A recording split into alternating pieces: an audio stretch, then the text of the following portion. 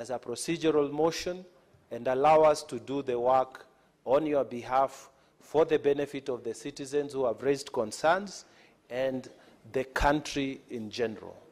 I beg to second. Thank you, Mr. Speaker. Priority. Now, honorable senators, I will now propose the question. That are aware that the environmental management and coordination, strategic and integrated environmental assessment and environmental audits, number 2, regulations 2025, legal notice number 71 of 2025, were tabled in the Senate on Wednesday, 9th of April 2025, and referred to the Select Committee on Delegated Legislation for consideration pursuant to Section 12(1) of the Statutory Instruments Act. Cognizant that the committee is required to make a report within 28 sitting days after the date of referral of the instrument by the Senate pursuant to Section 15(2) of the Statutory Instruments Act, which will lapse on Thursday, 17th of July 2025, aware that Section 15(3) of the Statutory Instruments Act provides that as by a resolution, Parliament may extend the time for consideration of a statutory instrument by a period not exceeding 21 calendar days. Noting that the committee is in receipt of concerns by the public on the imposition of exorbitant fees and justified and punitive fee increments through the said regulations, thus compelling the committee to further interrogate the issues, now therefore the Senate resolves to extend the timeline for the consideration of environmental management and coordination, strategic and integrated environmental assessment and environmental audits, number 2, regulations 2025, legal notice number 71 of 2025, for a further 21 days pursuant to Section 15(3) of the Statutory Instruments Act to enable the committee consider objections raised by the public and make its resolution on or before 7th August 2025. Now, honorable senators, the floor, of course, is open for debate, but this being a procedural motion, the committee is merely seeking an extension of time for them to complete their work. With your concurrence, I will straight away put the question, and voting is by voice. Do I have your concurrence? Yes. Thank you. So I'll proceed to put the question. That are aware that the environmental management and coordination strategic and integrated environmental assessment and environmental audits, number 2, regulations 2025, legal notice number 71 of 2025, were tabled in the Senate on Wednesday, 9th April 2025, and referred to the Select Committee on Delegated Legislation for consideration pursuant to Section 12(1) of the Statutory Instruments Act. Cognizant that the committee is required to make a report within 28 sitting days after the date of referral of the instrument by the Senate pursuant to Section 15(2) of the Statutory Instruments Act, which will now lapse on Thursday, 17th of July 2025. Aware that Section 15(3) of the Statutory Instruments Act provides that by a resolution, Parliament may extend the time for consideration of a statutory instrument by a period not exceeding 21 calendar days, noting that the committee is in receipt of concerns by the public on the imposition of exorbitant fees and justified and punitive fee increments through the said regulations, thus compelling the committee to further interrogate the issues. Now, therefore, the Senate resolves to extend the timeline for consideration of environmental management and coordination, strategic and integrated environmental assessment and environmental audits, number 2, regulations 2025, legal notice number 71 of 2025, for a further 21 days pursuant to Section 15(3) of Statutory Instruments Act to enable the committee consider objections raised by the public and make its resolution on or before the 7th of August 2025. Will as many as of that opinion say aye? Aye. Will as many as of the contrary opinion say nay? The ayes have it. So,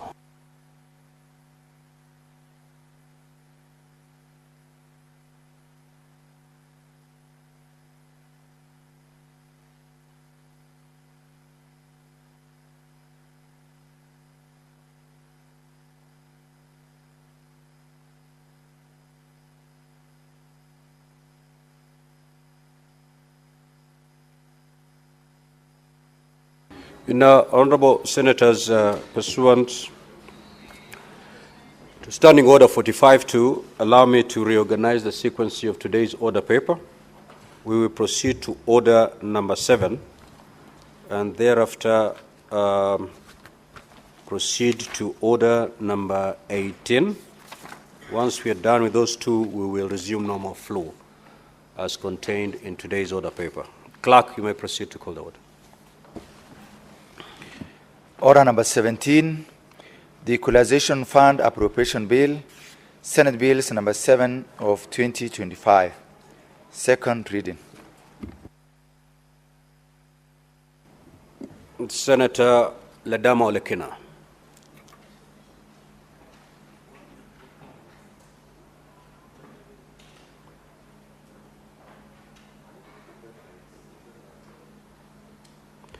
Senator Ledama had 17 minutes. Since not in the House, that chance is gone. Senator Boni.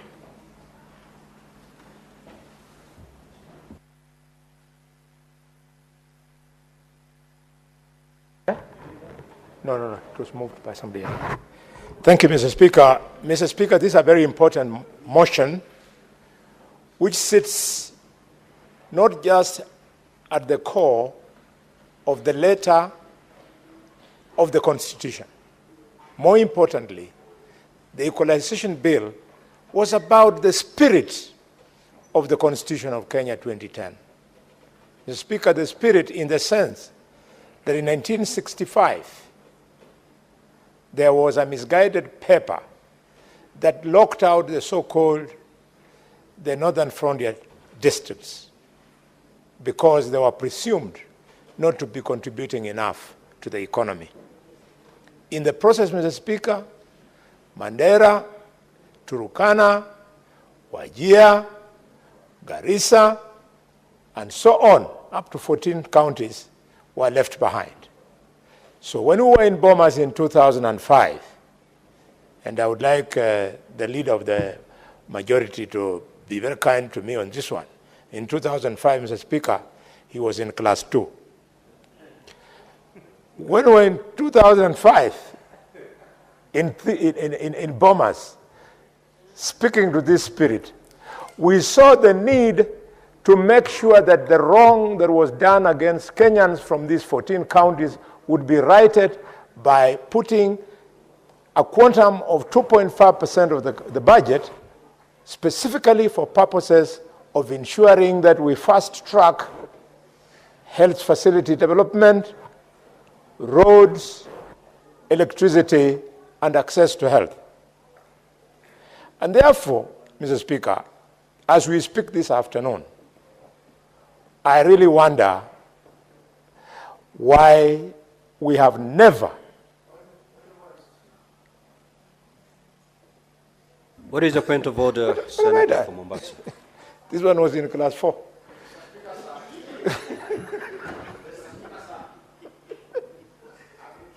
Comprehend that the majority leader has talked about, that my majority whip has talked about, that our majority leader was in class 2 in the year 2005. My little mathematics, today is 20 years since 2005. That means Senator Cheriot in 2005 was about 7 years old. And I wonder whether that's his age, that is now is 27 years old. And I thought he had already passed the level of a youth. And now he's in the mid-30s. Thank you. Senator Fake, I've been patiently waiting for the point of order and the relevant standing order that has been breached, so that I make a ruling. Order number 1, Mr. Speaker, he has to take responsibility for the issues that he is talking about, and it is not factual. Order, you cannot invoke standing order number 1. It's not available to you. Proceed to conclude. Thank you, Mr. Speaker. Mr. Speaker, I know my brother, the senator of Mombasa, as a very strong Muslim. I wonder. Just proceed to debate and. Thank you, Mr. Speaker. He should consider reviewing his menu for lunch. Mr. Speaker, I therefore get very disappointed, not by this House, but just disappointed with myself, that how could I have been here for so long and failed to plead with colleagues so that we make the National Treasury independent from the executive. It is because the National Treasury is not independent that all monies are assumed to be in the hands of the executive, to the extent that money due to counties is never released. As we speak today, over the last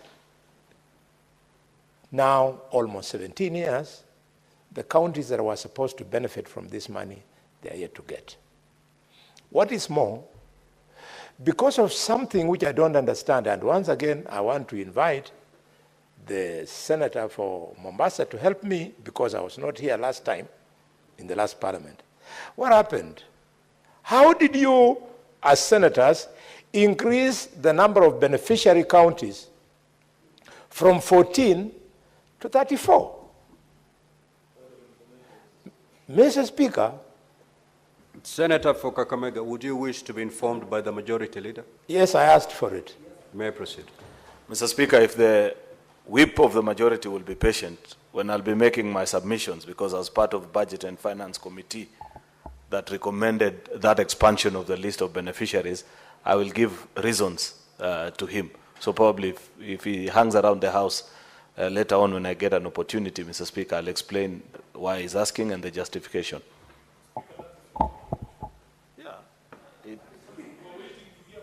So, Senator for Kakamega, you can do whatever you wish to do with the information you've been given. Mr.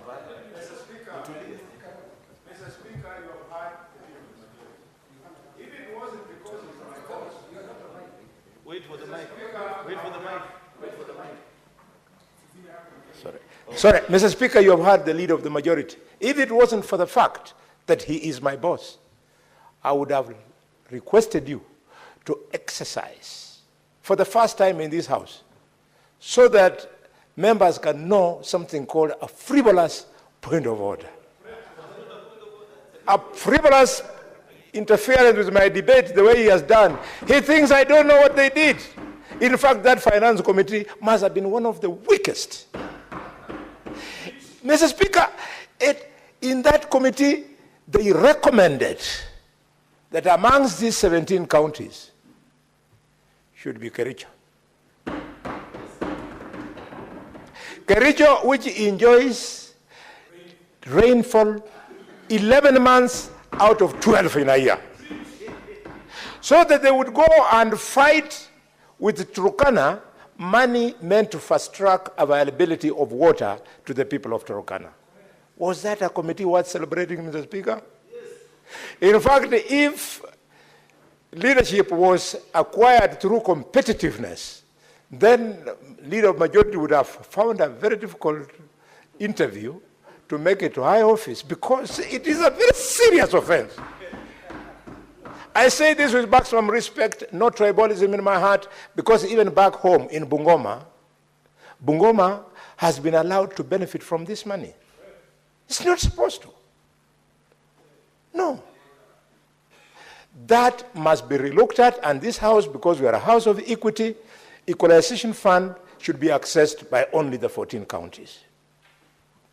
Mr. Speaker, you have had the privilege as a national party leader of the power to fly across the Republic.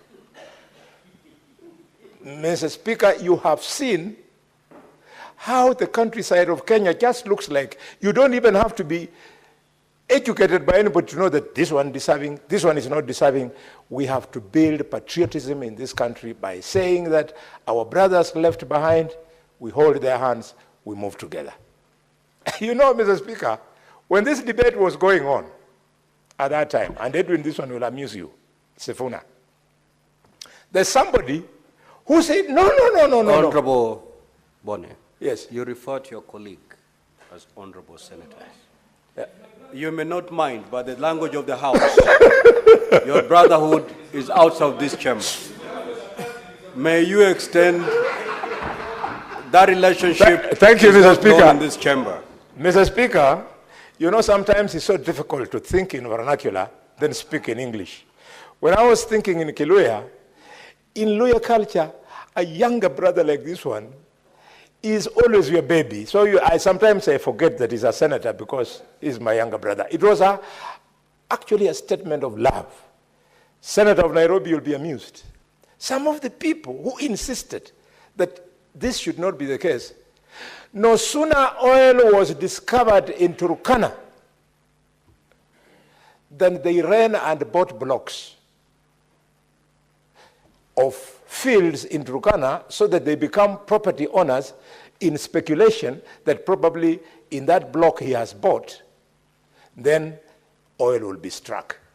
I tell you, these ignored counties that we have, I have named some of them, resources will fall there, and we shall all be running there or depending on them because they will be the prime movers of the economy of the Republic of Kenya.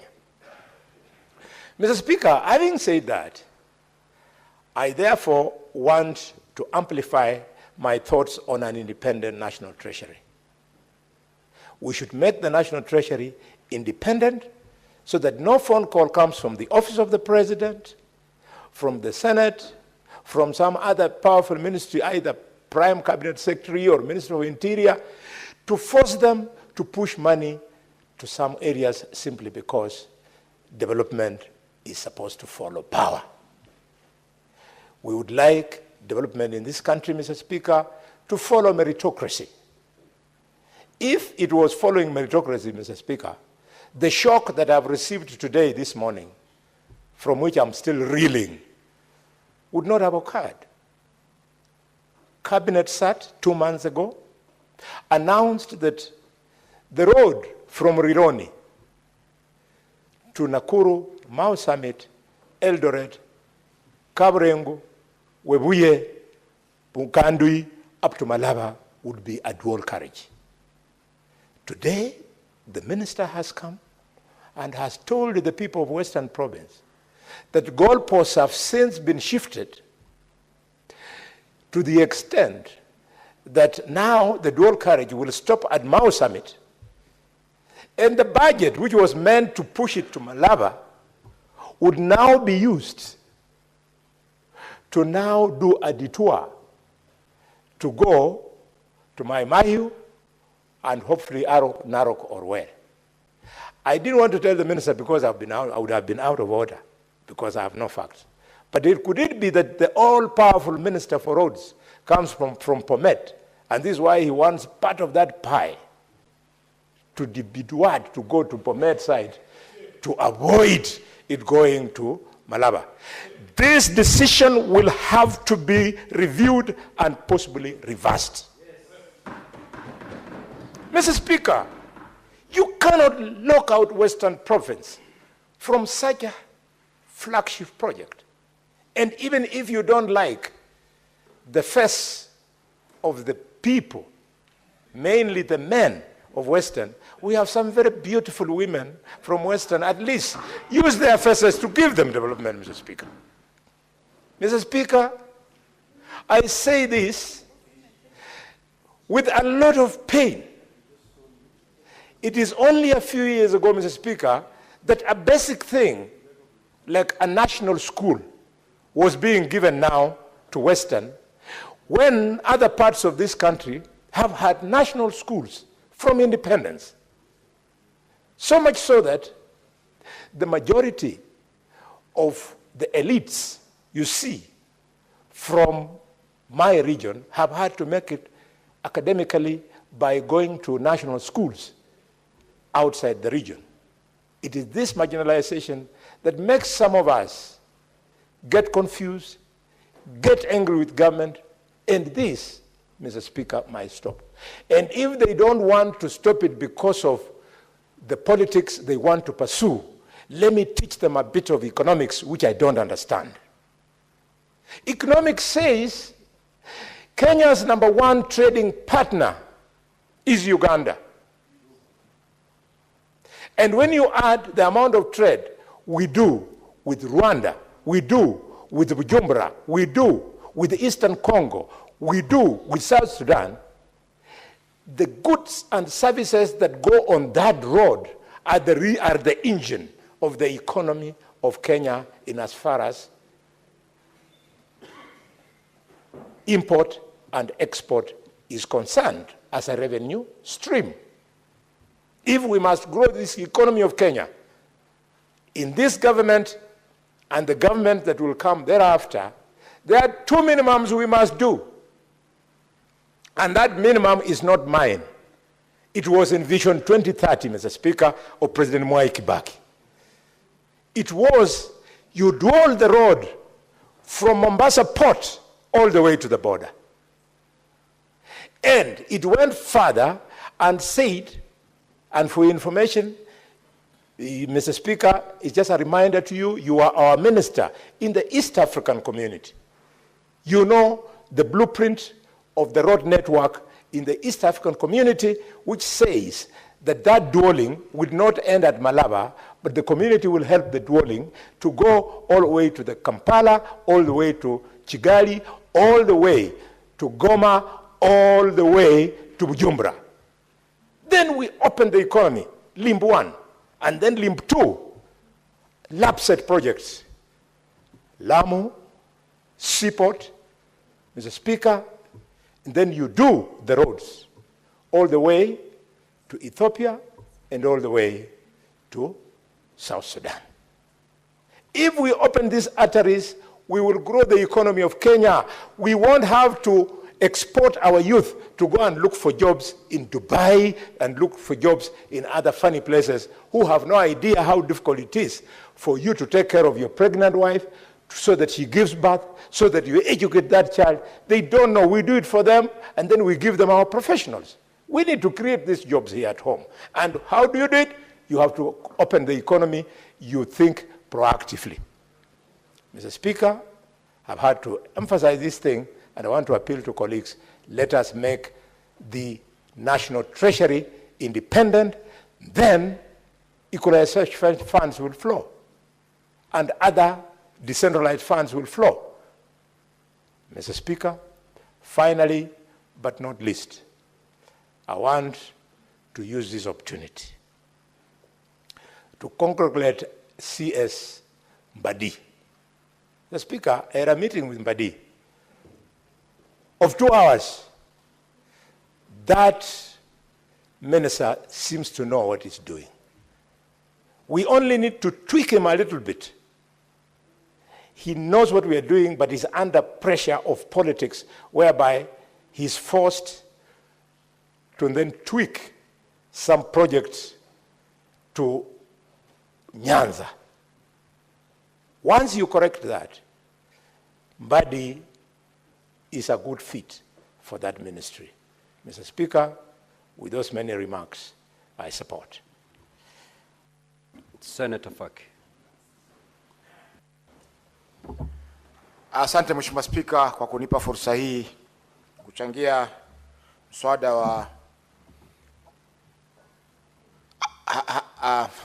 wa hazina ya usawa katika nchi yetu. Mheshimiwa Spika, hazina hii ilianzishwa mwaka 2010 kupitia katiba mpya, ambapo katika kifungu cha 204 imetolewa kwamba kutakuwa na hazina ijulikanao kama hazina ya Equalization Fund, ili kusaidia maeneo ambayo yalikuwa yametengwa kwa muda mrefu ili yaweze kuwa karibu sawa na yale maeneo mengine. Mheshimiwa Spika, katika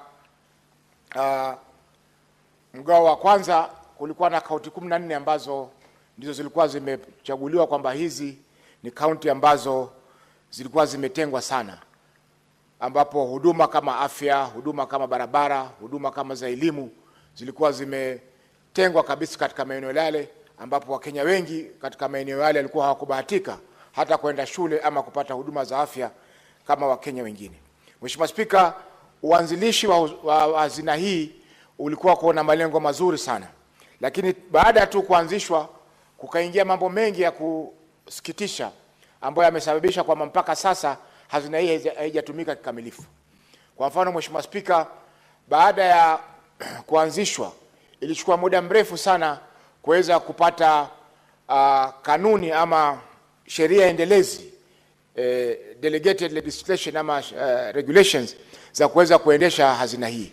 Za kwanza zilipotengenezwa zilipatikana zina makosa kwa sababu hawakuhusisha county council of governors ama county zetu.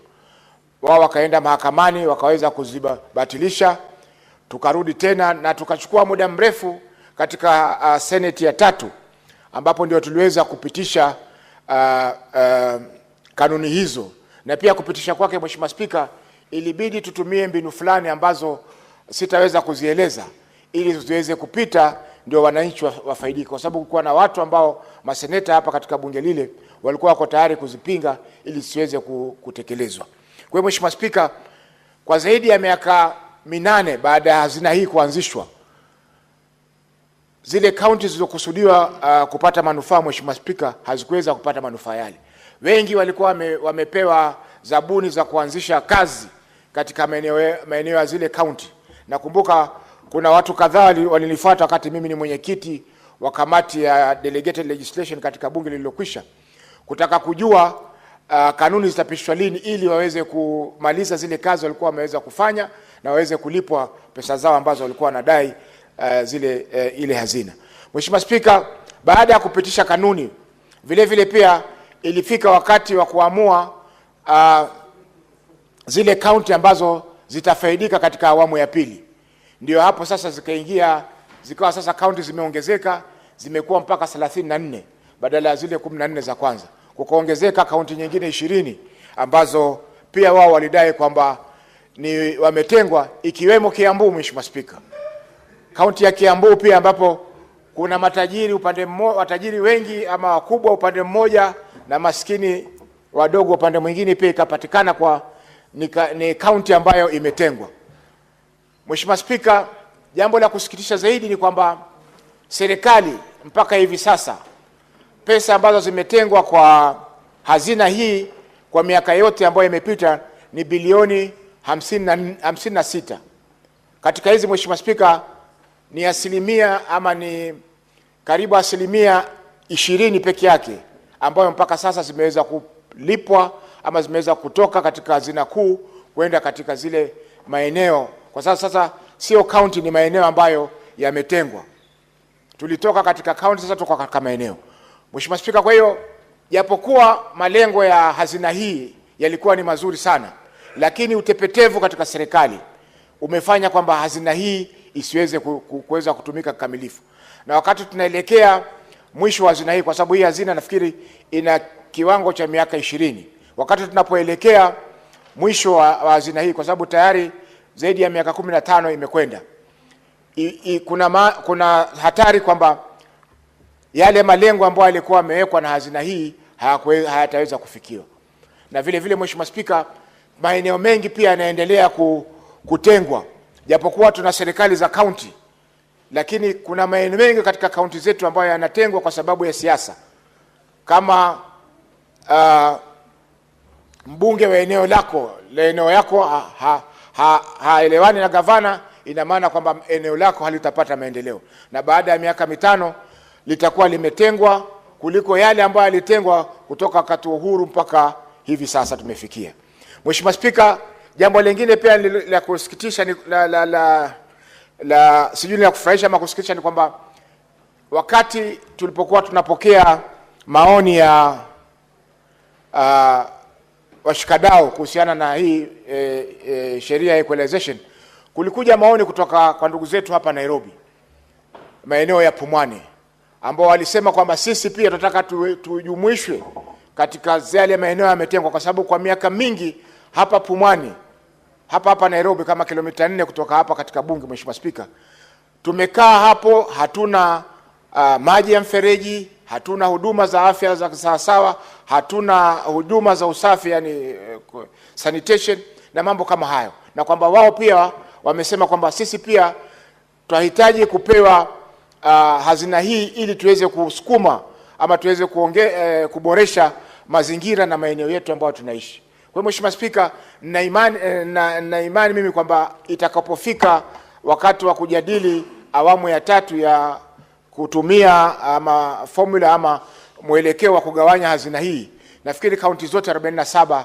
zitakuwa zimeingia katika mfumo kwamba zote zimetengwa.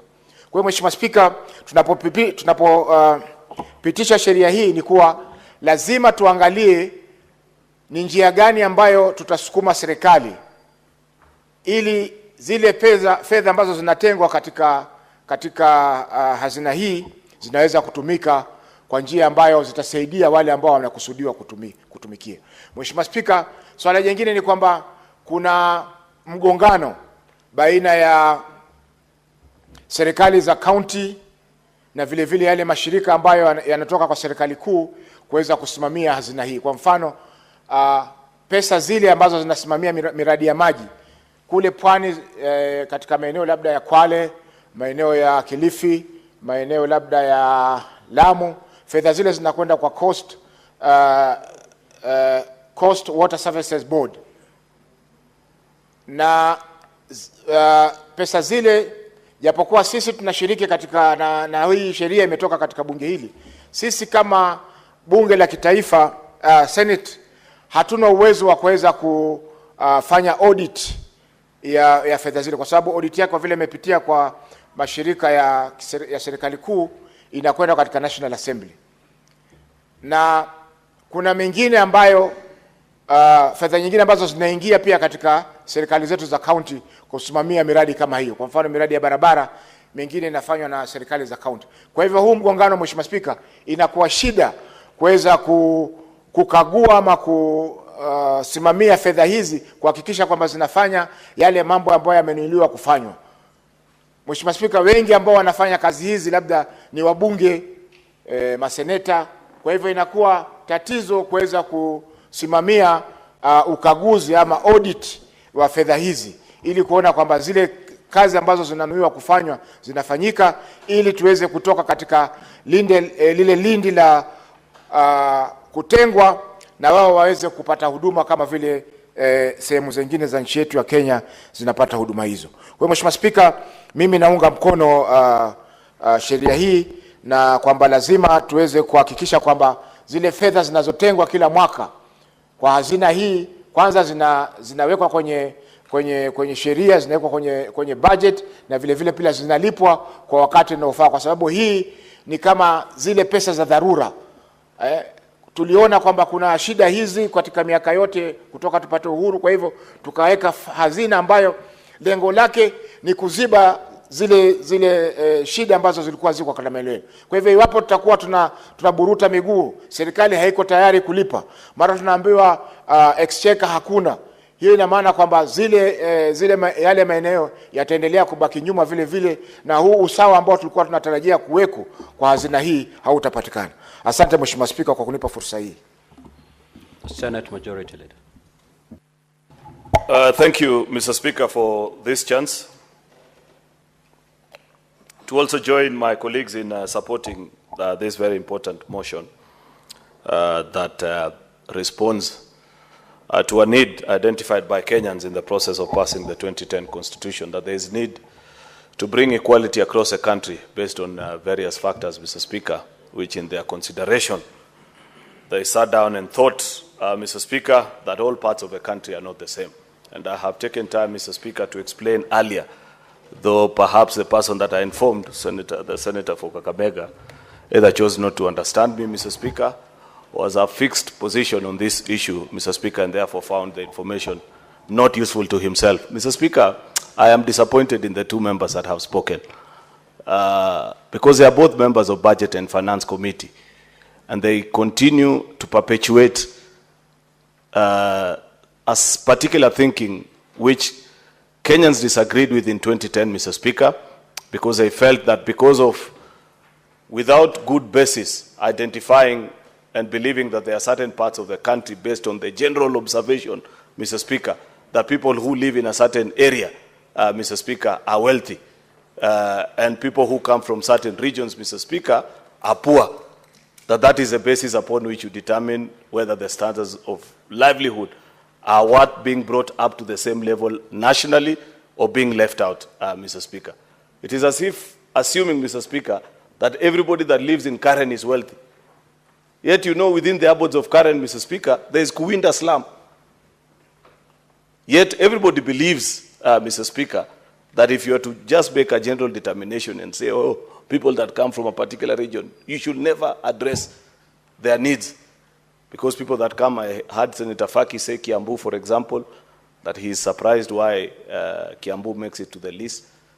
I would put it to them, Mr. Speaker, that in the year 2018, Budget and Finance Committee received a petition from members of the public.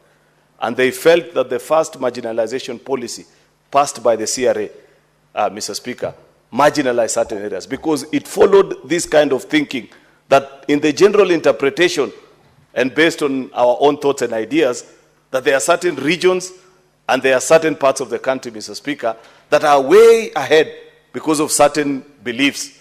They receive rainfall, I think that's what I heard Senator Alwale say, other regions because maybe they've had the opportunity of producing a president and things like that. That petition spoke to these issues, Mr. Speaker. Number one, that petition, Mr. Speaker, to our committee reminded us that a county is too large a geographical space, Mr. Speaker, when coming up with a marginalization policy. They recommended to us as a committee that we ask CRA in their consideration of the second marginalization policy, which is what is enforced today, Mr. Speaker, that we ask them to be more specific to the least geographical administration unit, which in this country, Mr. Speaker, is a sublocation, and see the specific needs of residents of this republic based on where they live, Mr. Speaker. And the petitioners at that particular time, because I do recall what they asked of us at that particular time, Mr. Speaker, is that it is very easy to be misled and imagine that because of certain advantage of climate conditions or horticultural practices, Mr. Speaker, and certain beliefs that people have held about certain sections of a country, that it is possible to continue to perpetuate marginalization due to general belief that certain regions and certain parts of the country, Mr. Speaker, are well endowed. Second and most importantly, Mr. Speaker, is that you are asked to do a proper reading of Article 204. And I'd wish to read for the benefit of the members that had spoken earlier. Particularly Section 4, Mr. Speaker, which directed that CRA, the Commission for Revenue Allocation, shall be consulted. I don't just consult. You know, consult, Mr. Speaker, in this country got a new meaning during the infamous days of the, what was it called? Not handshake, the one between Kibaki and Raila. I forget the name. Katenusu, Mr. Speaker, after the post-election violence of 2007. You remember that on the floors of Parliament, there was a big debate about what consultation is. And I want to believe that it is on that background that actually Article 204 speaks to. It doesn't just say that we consult CRA. It tells us its recommendation considered before Parliament, that we must demonstrate that we did not just listen to CRA, we considered what they asked of us as Parliament, Mr. Speaker.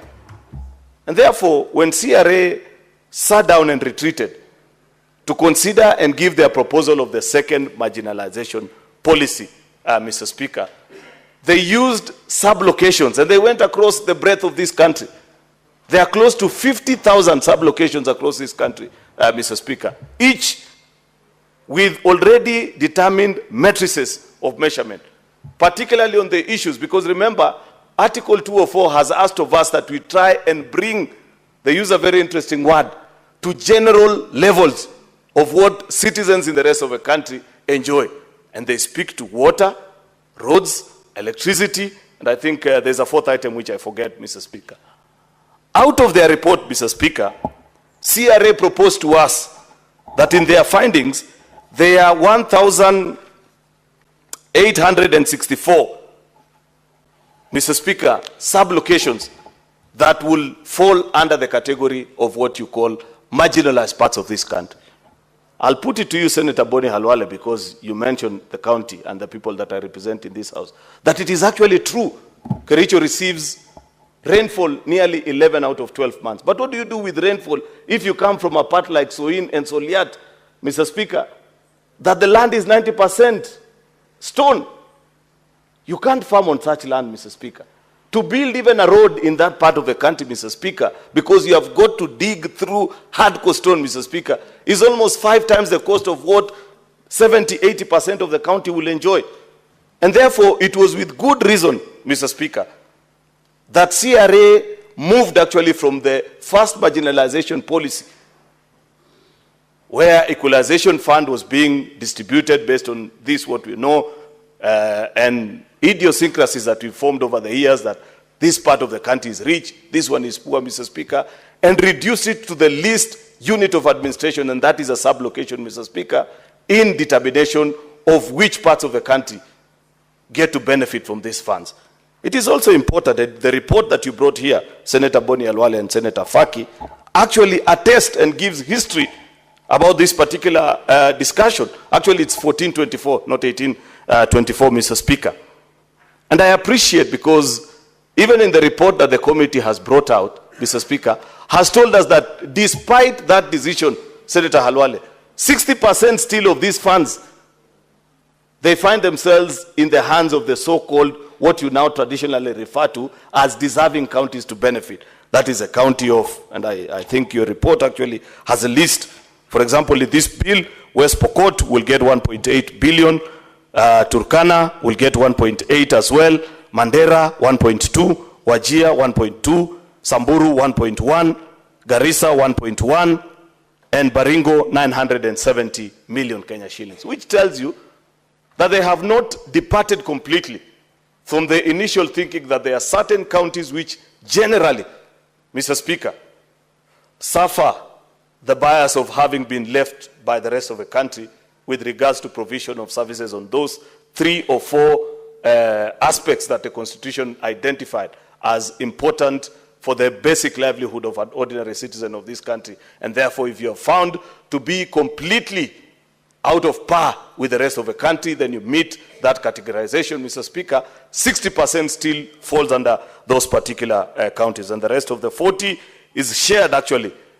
Percent is shared in these so-called 30 counties, which people may debate here or there, that either they deserve or they do not deserve. Therefore, Mr. Speaker, I make the case that I believe that that committee, in agreeing with the recommendations of CRA, did something Solomonic, Mr. Speaker, because I would still find it difficult to face certain sections of my county, for example, and tell them that I passed a bill here on equalization funds, Mr. Speaker, to take resources to certain parts of the country by consideration, Mr. Speaker, that generally or traditionally they are considered to be poor, yet they will show me, and justifiably so, Mr. Speaker, that even us, we live in worse or as harsh conditions, Mr. Speaker, as those particular counties, Mr. Speaker.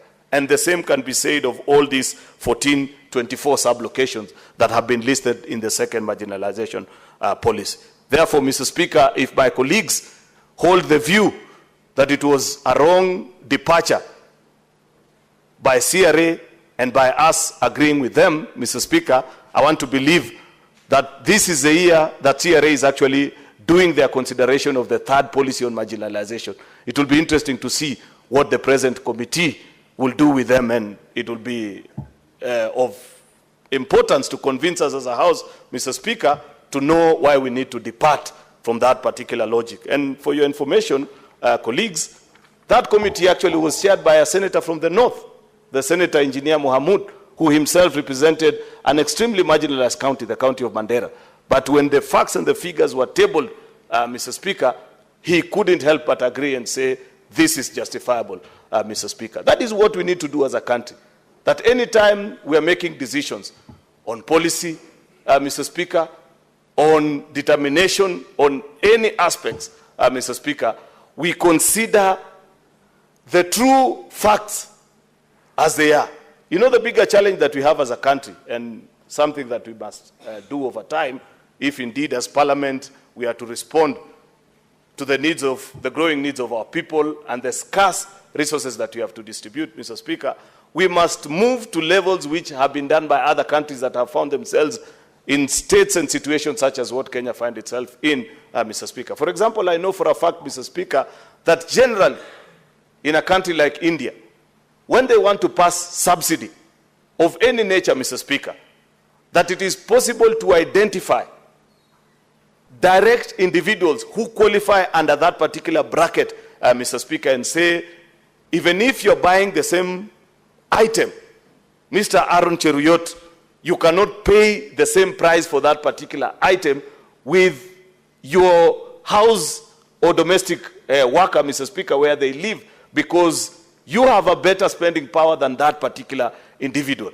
As it is today in our country, Mr. Speaker, 60 years later after independence, when we want to pass a policy on, let's say, my favorite item that I keep on using, Mr. Speaker, is bread, that we believe, and wrongly so, that if you pass subsidy on bread like we do, that's why we zero rate it, Mr. Speaker, we have helped accommodate, Mr. Speaker, the poor that feed on it. While that may be true for many of us that are in the urban settings, Mr. Speaker, it is not an accurate representation of their item of consumption in the morning by almost 70 or 80% of the citizens of this republic, Mr. Speaker. And second and most importantly, Mr. Speaker, even for us that are in urban settings, there should be a price differentiation between those that live in certain affluent neighborhoods, Mr. Speaker, and therefore can afford to pay slightly better, and those that actually deserve it.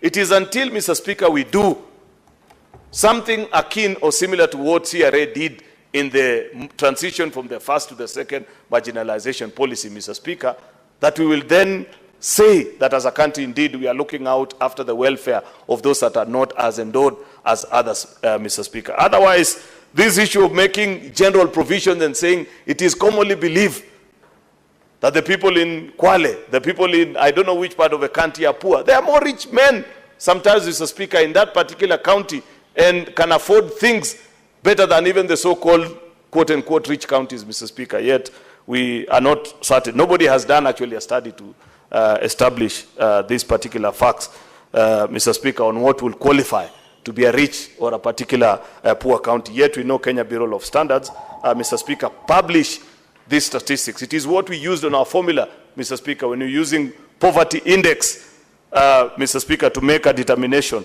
on what is a qualification of a particular individual. There's something that is of concern to me, though, Mr. Speaker. And I don't know why members of this committee approved of this without, perhaps maybe later, because I've tried to scan through the findings of the committee deeply.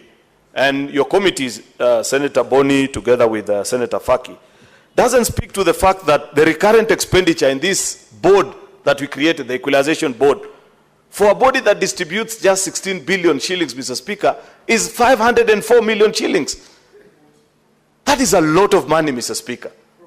And it will interest me to know whether you as a committee interrogated them and seek to establish what is it that is so complex about. CRA had already done the job. It is our duty, Mr. Speaker, to determine how much goes to each and individual parts of the country. So what is this job that they still have to do, Mr. Speaker, that will require a staff establishment that consumes an entire 540 million per financial year, Mr. Speaker? CDF, and that's why I continue to say this, Mr. Speaker. We may not like it as senators, Mr. Speaker, but the way that law was structured continues to impress upon Kenyans, Mr. Speaker, because of how lean it is on recurrent expenditure. 97% of the funds that go to the constituencies go to actual tangible projects, Mr. Speaker. I think there's a capping of only 2.5% on recurrent to just keep operations office here and there and things of the same. It will be my assumption, Mr. Speaker, that on a matter as important as the equalization fund, Mr. Speaker, that we would limit actually additional expenditure by way of salaries to individuals. This is such a matter, Mr. Speaker, and I say this with tremendous respect to the people that work in this institution, that you will have perhaps only one coordinator per county to oversee and ensure that whatever Parliament has appropriated, Mr. Speaker, is put to prudent use. They write a report, it comes to Parliament. If somebody has misappropriated the funds, Mr. Speaker, the laws exist on how to punish those individuals. Therefore, Mr. Speaker, that is a point of concern which I hope, Mr. Speaker, that when our committee gets to interact further in their nature of work, perhaps for the new financial year, Mr. Speaker, or later on, Senator Faki, you will come back to the House with a recommendation on how to take down that recurrent cost in this particular board, because it was a thinking actually of the Kenyan people that will spend more of these funds in trying to bring equality in the four listed area. It is further provided, Mr. Speaker, that in clause 5, that the authorization by controller of budget over withdrawal from the fund, together with written instructions from the secretary of the board through the National Treasury requesting withdrawal, shall be sufficient authority for CBK to pay amounts given in accordance with approval and instructions given. I agree with this, Mr. Speaker, that it is the neatest way to ensure that once all the project proposals have gone through the rigorous process, Mr. Speaker, because we passed in this House last time the regulations on how to determine what project to fund, Mr. Speaker.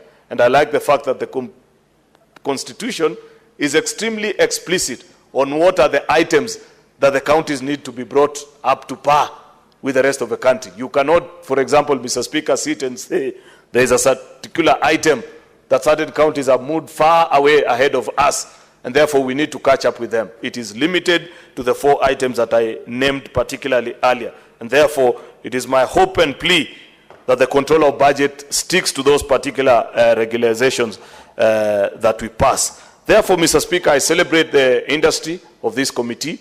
Senator Boni Halwale had earlier invited me into a contest of which one was useful between the committee that I served in and the one that he serves in. Mr. Speaker, that is an invitation which I reject vehemently, Mr. Speaker, because it is served by members who are equally as good as we were when he served in that particular committee.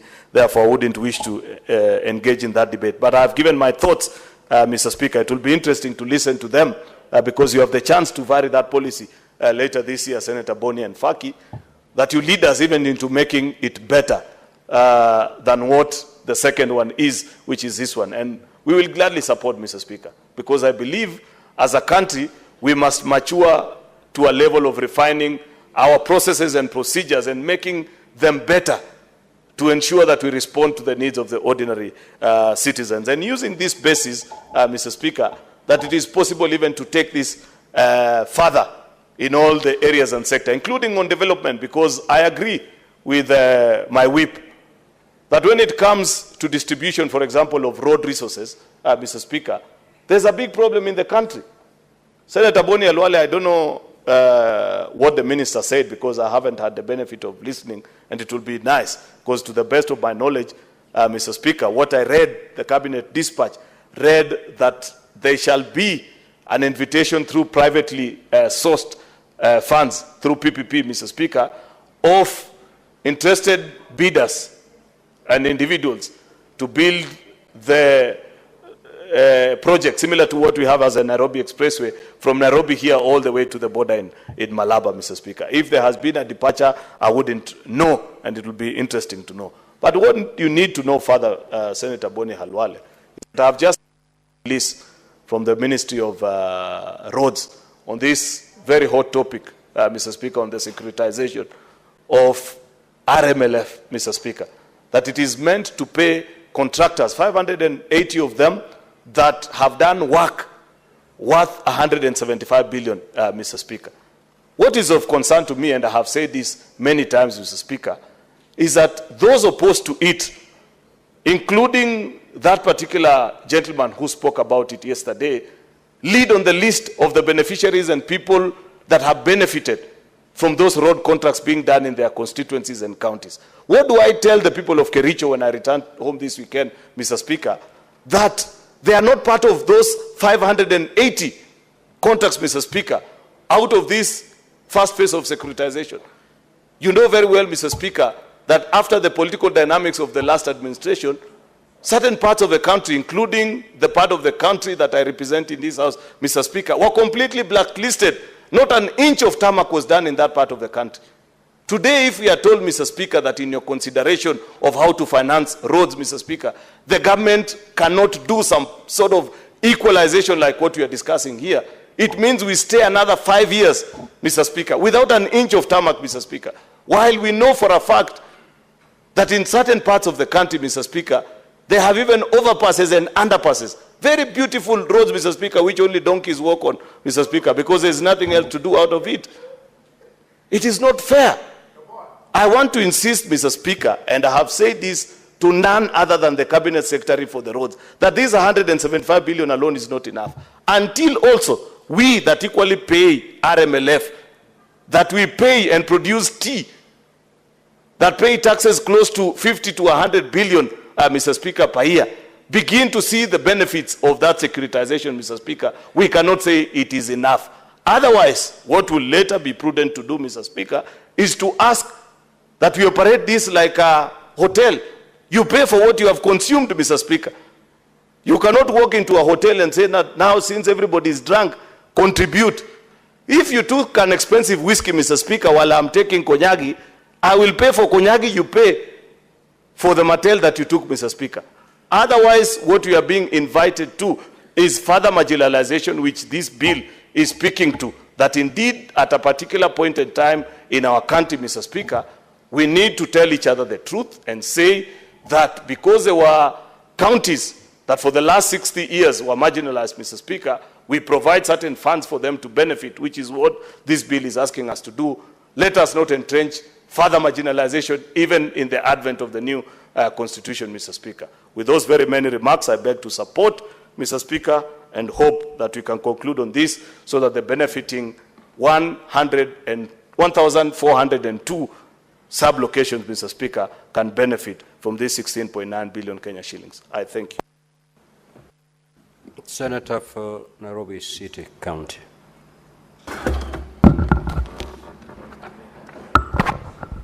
Speaker, you know, on many occasions I've had the majority leader threaten to bring a document that he happens to have seen in the office of the CS for roads that shows the inequity in the distribution of road projects over the past donkey years. But he never tables that document because not all of us have the benefit of access to the CS of roads or to his office. There was an invitation that was made here in the morning by CS Chirchir, a person that I respect greatly, that he wanted to spend some time with me to explain to me the plans for the ministry. I will politely decline that invitation, Honorable Speaker. I have become very averse to conversations that are had in private. I was elected to a public space so that everybody can see what it is we are having that conversation, what conversation we are having in these dark areas. Honorable Speaker, because the public also needs to partake of this information. So, Majority Leader, I want to encourage you that next time, please bring to us that document because we hear a lot of stories, Honorable Speaker. But secondly, Speaker, I wanted to say that I think you have a responsibility as the head of this House to ensure that every senator who comes to this House gets opportunity to travel to every corner of this country. I was in Mandera, and the Honorable Speaker, because I'm a Luya, I'm a Bukusu man, I believed that the sweetest meat you can eat is chicken meat that is cooked by your mother. When I go to Mandera, Honorable Khalwale, they have meat they call nyiri nyiri. It is camel meat. It is extremely sweet. And when I was there, I said, Mr. Speaker, if you are just used to eating in your mother's house, you will believe that your mother is the best cook. People need to move from the areas and see the suffering that is out there. Mandera County, an entire county, has no access to electricity. Then you come and tell us, Honorable Speaker, anyway. Speaker, there is a community called the El Chamus that live in Baringo. I have had occasion to go to Baringo. Honorable Speaker, those people live outside. When it rains, they are rained on. If you see the features in the news about how the people are living in those places, it is despicable. Then you come and tell us stories here about your area is also marginalized. People need to travel, Honorable Speaker. And when you are in this House, no wonder I support these senators who call themselves a senator of the Republic of Kenya. You are a senator for the whole republic. For the whole republic. When you vote here, you're just voting for your village. You're voting for all of these people. And all of these people require you to petition on their behalf.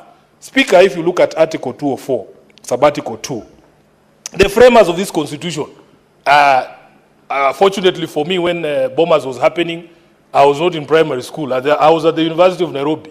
We were those students who were being tear gassed inside the university buses by police when we were going to protest the killing of Mbai, Honorable Speaker. We started eating tear gas at a very early age. And we want to stop eating tear gas. In future generations, we don't want to be using these weapons on our children. The spirit of the Constitution, Honorable Speaker, when they were framing it, they spoke about Article 204, Sub-Article 2, the basis, the rationale for this fund is to provide basic services, just basic services, including water, roads, health facilities, and electricity to marginalized area to the extent necessary to bring the quality of those services in those areas to the level generally enjoyed by the rest of the nation as far as possible. So, when you want to start measuring marginalization, first of all, can we agree, what is the level of these services generally enjoyed by the rest of the nation? Honorable Speaker, where I come from, we are very blessed, and I wish the senator was here. Water comes from the ground in Bungoma. Yes, water comes from the ground. The people of Mandera have never experienced that phenomenon. So how can I drag money for water from Mandera to Bungoma? What conscience is that, Honorable Speaker? What argument would you make to justify that? There is no justification. We have the largest solar power plant in the country, somewhere in Marsabit in Longalayani, but the people of Marsabit themselves don't have power. That power, they just see it flying on top of them. Then it goes to Suswa in Narok, and the rest of you here come and tell us, oh, we also need money. I think we need to be serious, Honorable Speaker.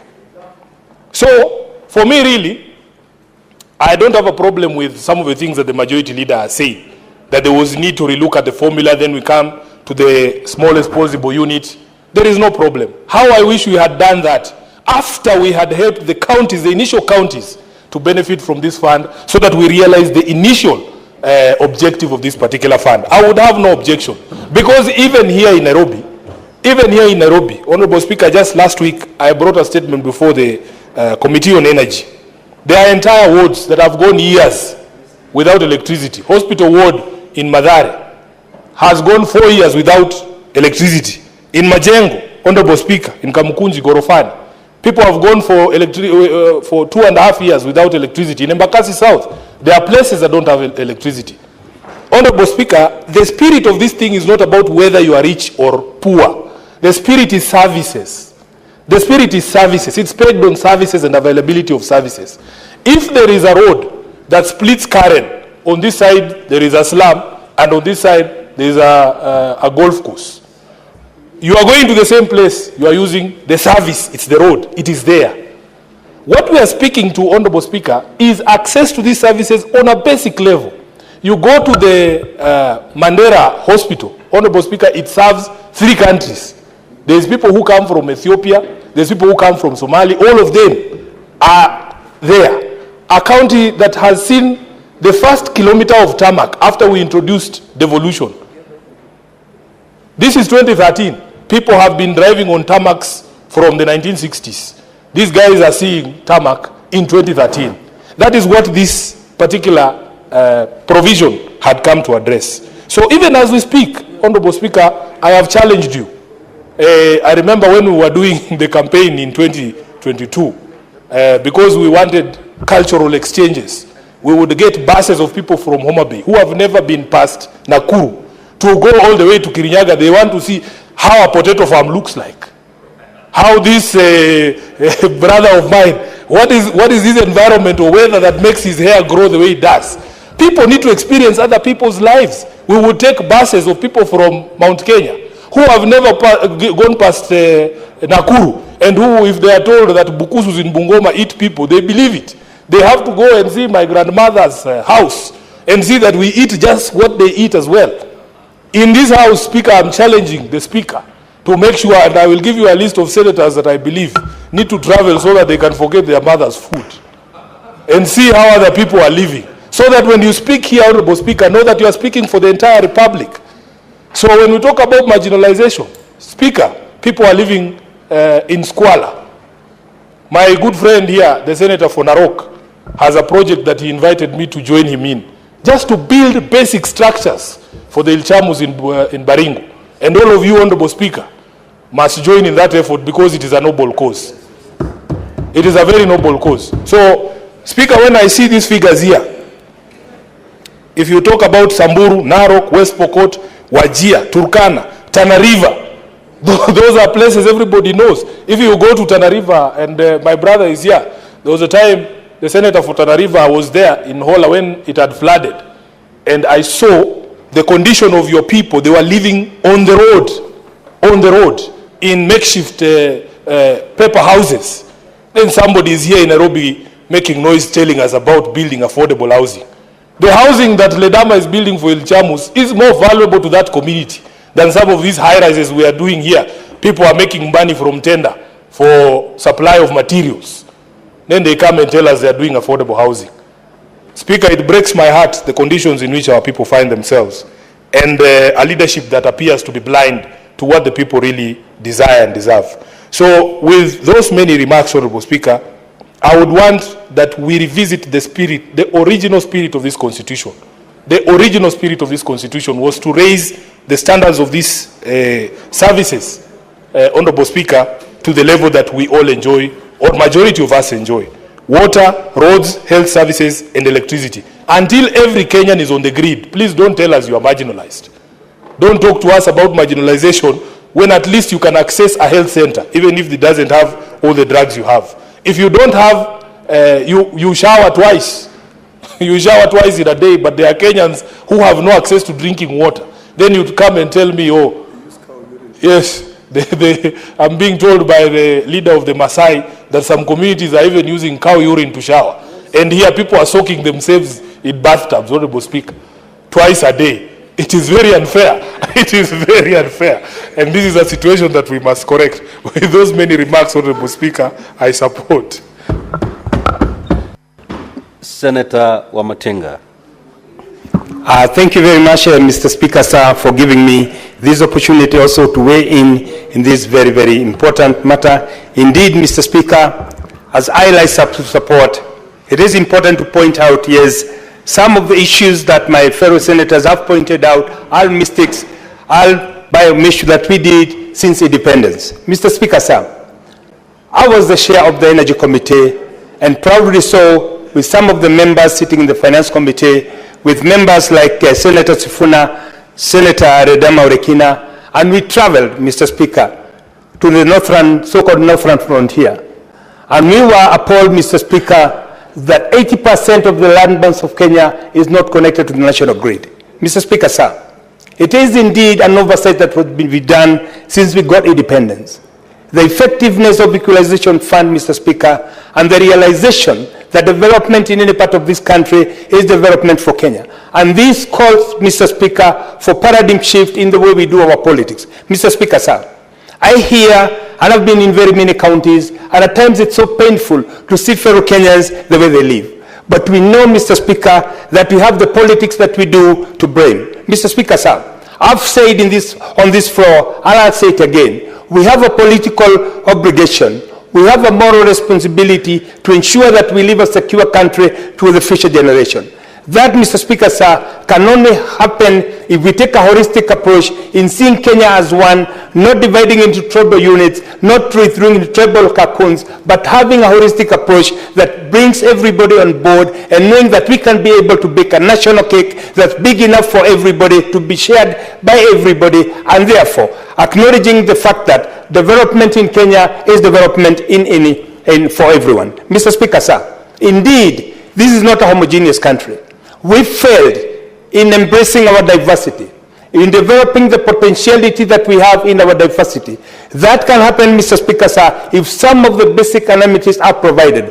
roads, Mr. Speaker, sir, electricity, Mr. Speaker, water, if provided to every region in this country, we can transform this country within our lifetime to become what everybody would be proud of. Mr. Speaker, I want also to mention, Mr. Speaker, that the disharmony that we've been having with successful government, each and every government that has come into power since independence comes with a different manifesto. We remember Vision 2030 by Moi Kibaki, a vision, Mr. Speaker, that was seeking to align Kenya to the Sustainable Development Goals. Mr. Speaker, sir, how I wish that the subsequent administration were able to align themselves into this. Mr. Speaker, as we talk about that, we also must embrace the fact that our cultural diversity has propelled other countries to the heights of economic growth. It can also happen in Kenya, Mr. Speaker. We do recall the words of one of our leading presidents in this country, Siasa mbaya maisha mbaya. Mr. Speaker, if we divorce our development from the politics that we do, then indeed equalization fund can bring development in every part of the country. But as I say that, Mr. Speaker, it is also important to note that the county where I come from, 52% of that county is an area that is equally marginalized. Therefore, Mr. Speaker, agreeing with what the presentation of our majority leader, subdividing this and breaking down the country into smaller units so that we can bring homogeneity, so that we can bring an equitable approach was a good approach. However, Mr. Speaker, should not also be lost to us that most of the resources that are allocated for the purpose of equalization ends up being mismanaged. Why, Mr. Speaker? We lack a national outlook. We lack a national approach on how to do it, and we are not also able to compare apples with apples, Mr. Speaker. Having said that, Mr. Speaker, it is also good to point out that the approach that is now being taken in the new procurement approach, whereby we bring in more transparency, we bring in more accountability, and most importantly, Mr. Speaker, we fight the opaqueness that has been able to do, which has dogged us since independence. Mr. Speaker, if we are able now to bring in the new approach of public-private partnership, if we embrace that, Mr. Speaker, bringing the transparency, bringing the accountability that's required, we can be able to draw capital, we can be able to draw drivers of enablers who will be able to implement this program, Mr. Speaker, and therefore provide these very, very important resources to our people. I know, Mr. Speaker, one of the regions I've spoken about that is Kieni constituency in Nyeri. Since independence, people have spoken about dams. Mega dams, Mr. Speaker, sir. Karineno Dam, Mr. Speaker. Narumoro Dam, Mr. Speaker. Mohoya Dam, Mr. Speaker. But that has remained effective because we are not able to implement that within the physical space that we're having. To be able to achieve that, Mr. Speaker, it is paramount, it is imperative that we as a House come up with policies that will be able to attract investors so that some of these things can be realized. Mr. Speaker, all is not lost. I've sat in this House for the last 2.5 years. I've listened to debate from the fellow senators, and I am convinced, Mr. Speaker, that we have what it takes, what Senator Sifuna is saying, to see this country bring about progressive politics that will be accommodative of everybody. Mr. Speaker, I live in Karen, Mr. Speaker, and he has been pointed out by Majority Leader Senator Cheriot. Just neighboring to our home, Mr. Speaker, there is an informal settlement. We must come up with a national approach, national policy, how we are going to address such issues. And therefore, Mr. Speaker, that is why I am one of those who support affordable housing so that we can be able to onboard everybody, so that we can be able to bring and to carry everybody on board. Mr. Speaker, there is no one single country in this world that has developed without putting in place social infrastructure to ensure that we take care of the disadvantaged. As we bring equalization across the country, we must not forget the pillars that our people need. And this, Mr. Speaker, includes hospitals, Mr. Speaker, accessibility of universal health system that's working, Mr. Speaker, a good education system, Mr. Speaker, and this can only be achieved if we move to fully registered population so that we can onboard everybody, and most importantly, knowing the status of each and every Kenyan, so that as we do our policies, Madam Speaker, as we implement the policies of the government, as we formulate laws in this House, we can know that we have a fully registered population, as is in the other countries, so that whenever there is an emergency, we can do a targeted, more specific approach instead of what we've been doing up to now, random interventions that at times end up benefiting the rich. As I sit down, Madam Speaker, I would also want to point out that Equalization Fund is an opportunity that we have. It is that opportunity that we must take and understand that we have a benefit of ensuring that each region in this country, and as I had pointed earlier on, 80% of the landmass does not contribute to the GDP. It is the high time that we bring this to an end. I support, Madam Speaker. Thank you, Honorable Senator. Senator Adandulo Fatima. Thank you, Mr. Speaker. Madam Speaker, sorry. I joined this debate, Madam Speaker, and it is actually heart-paining and very sad to hear people who come from Nyeri and other parts of the country that they need to kill the spirit of the Constitution, Madam Speaker. I like what Senator Sifuna has said about issues of water in many parts of the country where the Constitution targeted. Madam Speaker, as he has said, people in Nyeri, they have rivers. I'm sorry to talk about Nyeri, Senator Wamatinga, because you are supporting the expansion of the initial list to other parts of the country. People in northern Kenya, or Isiolo, where I come from, they even go for 2-3 weeks without even taking a bath, Madam Speaker. Madam Speaker, in some dams that are constructed, the same dam, people drink and animal use. People drink the water that animals urinate in. Yeah? The same water. Where the animals are drinking and actually dropping everything. Madam Speaker, it's very sad to be selfish as leaders. And I wish there is a way that those who sit at the national level, they can visit those parts of the country and see the kind of challenges our people go through, Madam Speaker. In many parts of northern Kenya, mothers carry jerrycans on their back, traveling for kilometers and hours. They leave in the morning at 6 and come back in the evening with one jerrycan of 20 liters back home. And that is the same water that they use for animals, the same water they use for their homes, Madam Speaker. Electricity, you will see some part of this country, electricity is connected to mud houses.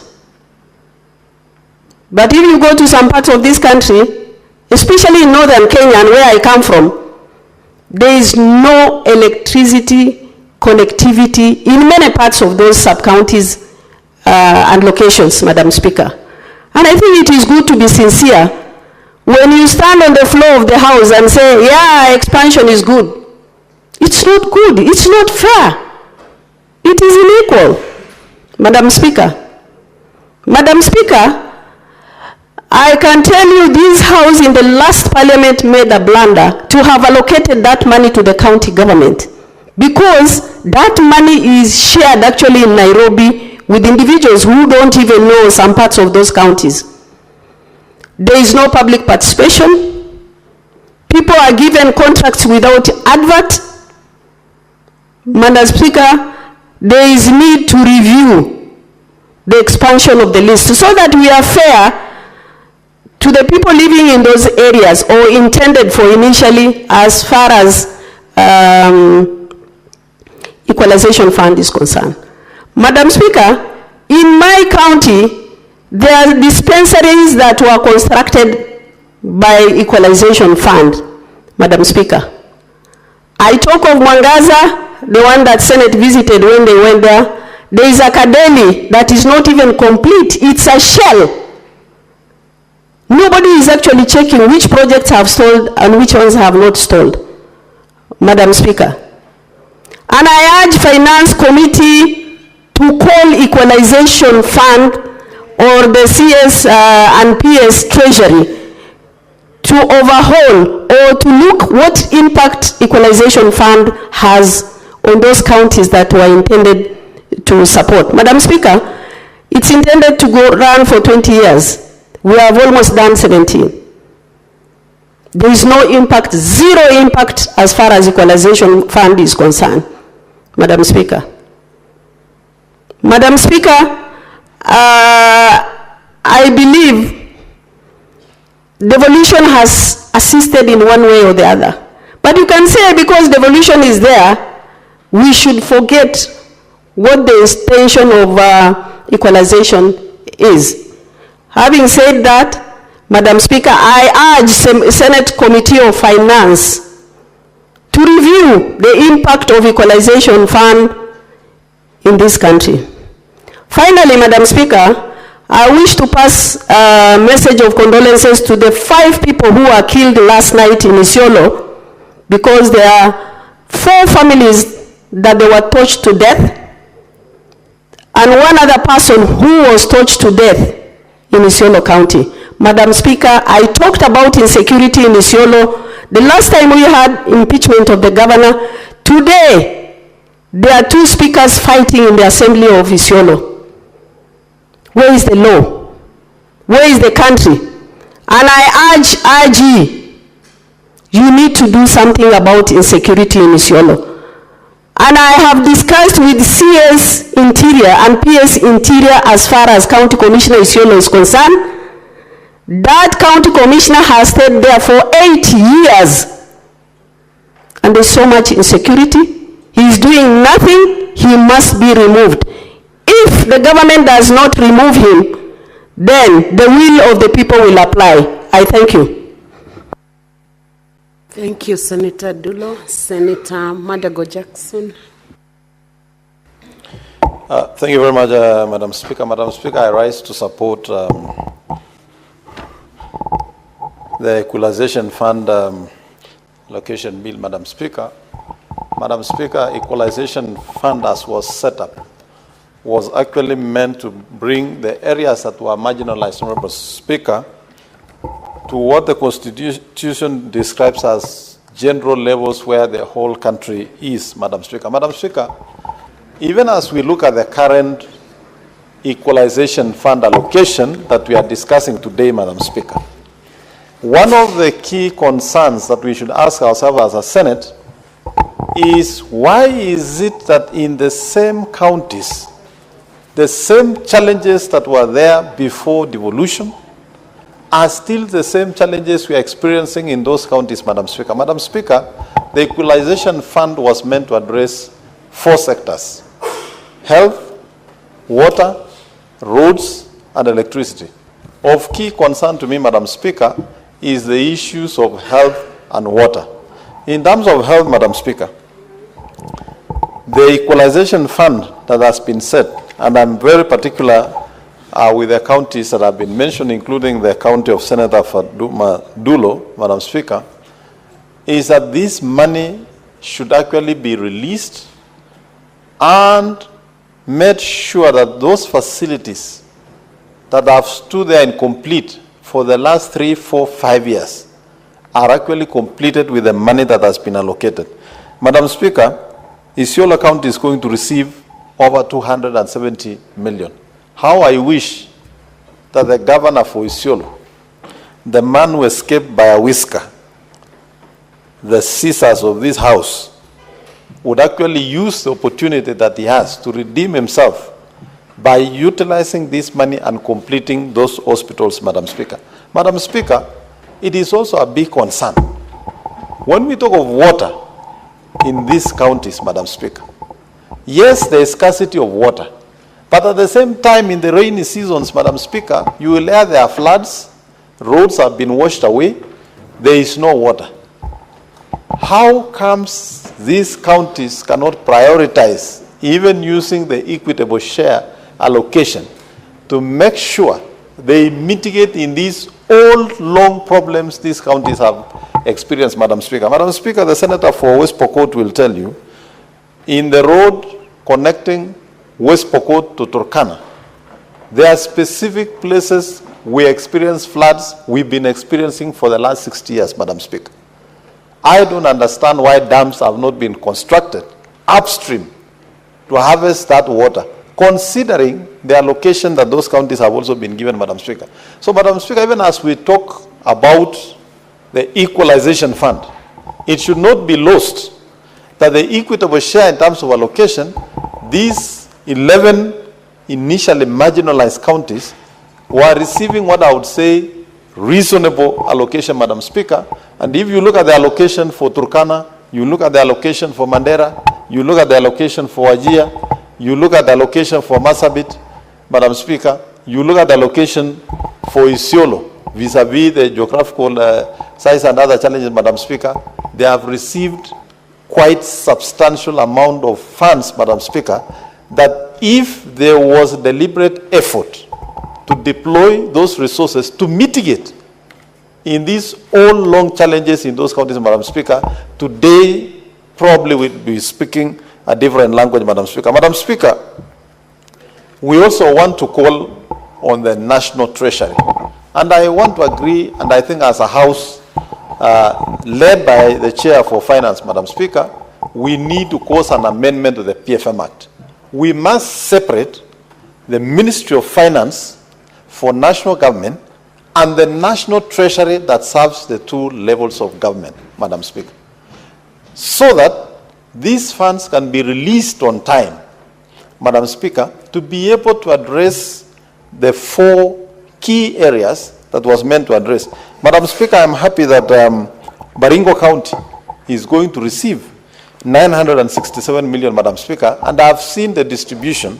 Tiati constituency, Madam Speaker, is going to receive 582 million, Madam Speaker. Madam Speaker, Tiati as a constituency or a sub-county is probably 10 times Uasin Gishu, Nandi, Trans Nzoia, and Elgeyo Marakwet combined in terms of geographical location. To provide some services in some of those places, Madam Speaker, is quite a challenge. And that's why we would wish that the National Treasury would release all these equalization funds on a timely manner so that these regions are able to benefit, services are rendered, and the citizens of those places, Madam Speaker, would be able to access what other Kenyans in other parts are enjoying. Madam Speaker, I wish to implore our governors from this marginalized region, having visited as a committee for health, Madam Speaker, a number of facilities in those counties, Madam Speaker, that even as we send the equalization funds, Madam Speaker, there is need for the leaders in those counties to actually be concerned about the welfare of their people, Madam Speaker. Madam Speaker, it would not be in order to find a facility in that region, a sub-county health facility, or even a county referral facility, Madam Speaker, where women are being asked to carry water as they go to the maternity. Madam Speaker, we are not only discussing areas that are marginalized, even here in Nairobi, and I know the Senator of Nairobi is aware that we visited a number of these, the facilities in this county, and an hospital like Mama Lucy Kibaki, Madam Speaker, is still suffering from a lot of problems in terms of congestion.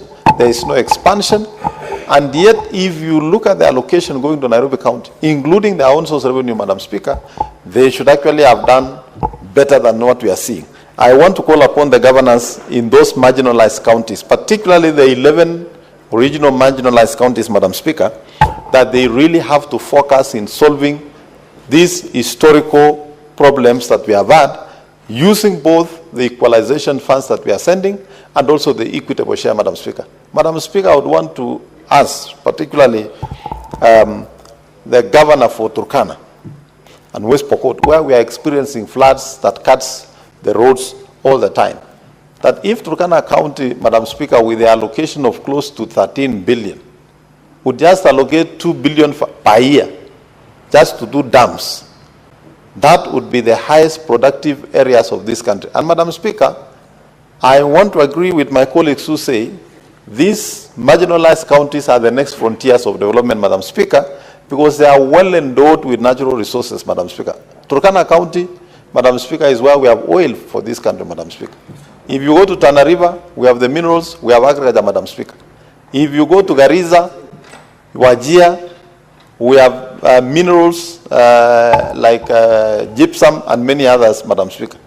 As soon as these minerals are exploited, Madam Speaker, it will be a shame for the rest of us who don't want to support the raising of the living standards of the people in those regions to begin moving to those areas, Madam Speaker, in the name that is Kenya. We must accept that region is Kenya now when they need development, and it will remain Kenya when the natural resources in those regions are exploited, Madam Speaker, for the benefit of the country. I therefore want to support, Madam Speaker, and ask the National Treasury to make sure that they release these equalization funds in a timely manner. Thank you, Madam Speaker. Thank you, Senator. Senator Mwaruma Jones.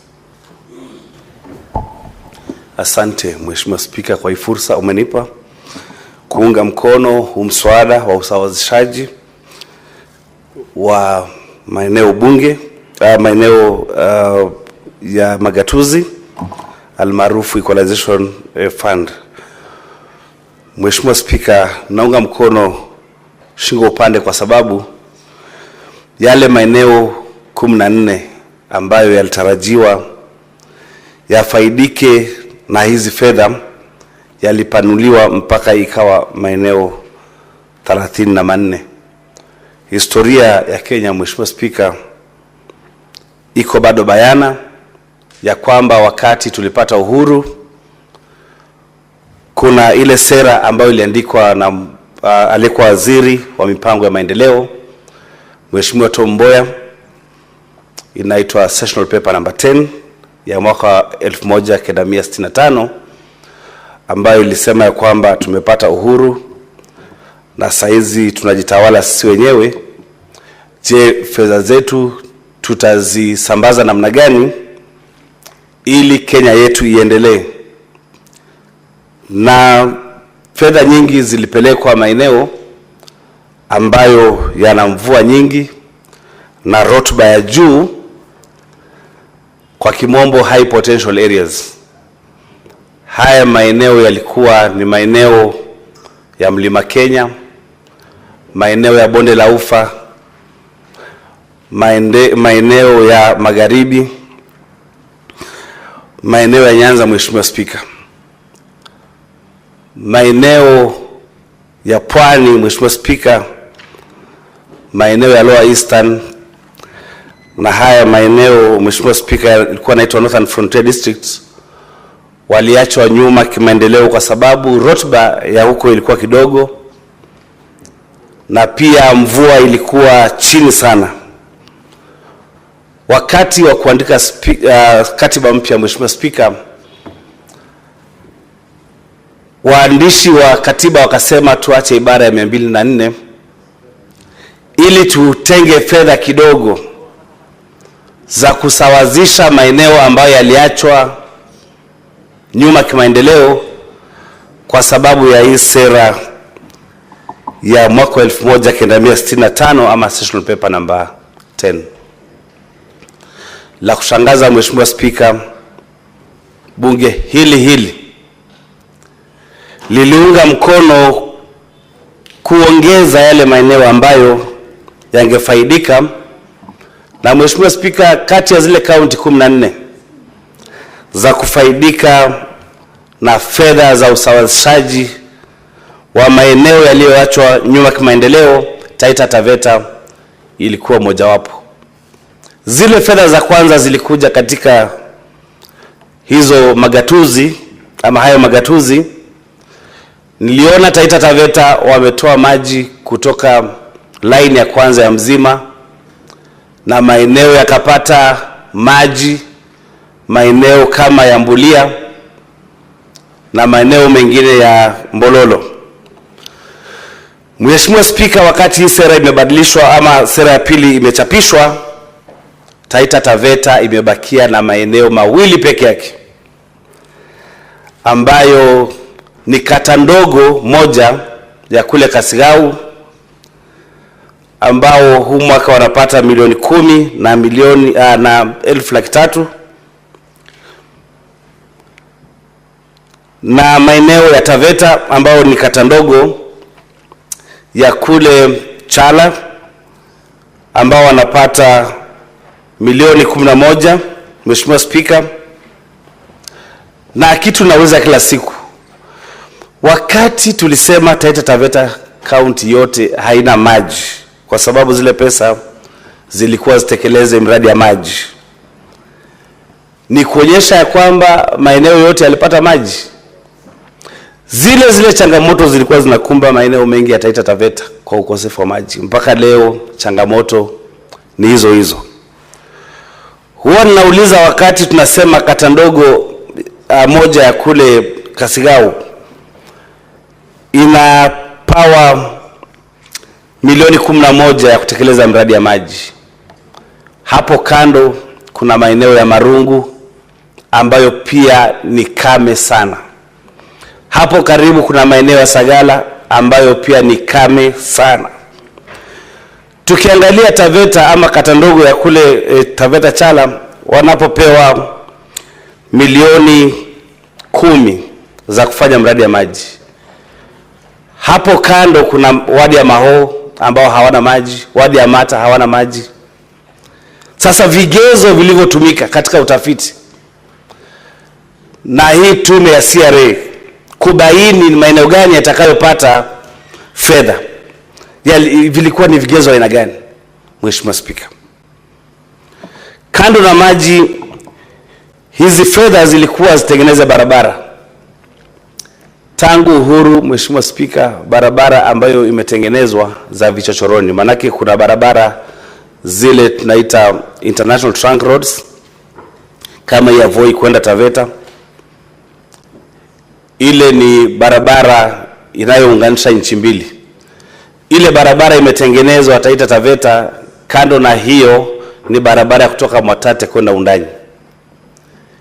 Ile ingine ambayo imetengenezwa ni barabara ya Bura Mission kwenda Bura Station, kilomita 6. Hizi barabara zingine zote zinakuja, tingatinga zinakuja, zinafungua alafu zinakimbia. Hizo barabara zinachukua miaka na mikaka kutengenezwa. Kama hii barabara ya Bura Mugangi, Viruga, Undanyi, Mtu wa Magoti, tangu izinduliwe mwaka wa 2020 mpaka leo haijaisha na inahitaji bilioni 2 peke yake. Mheshimiwa Speaker, tulitazamia kwamba tukipata hii pesa ya kusawazisha maeneo ya Kenya tungeitumia kutengeneza barabara zetu sisi wenyewe.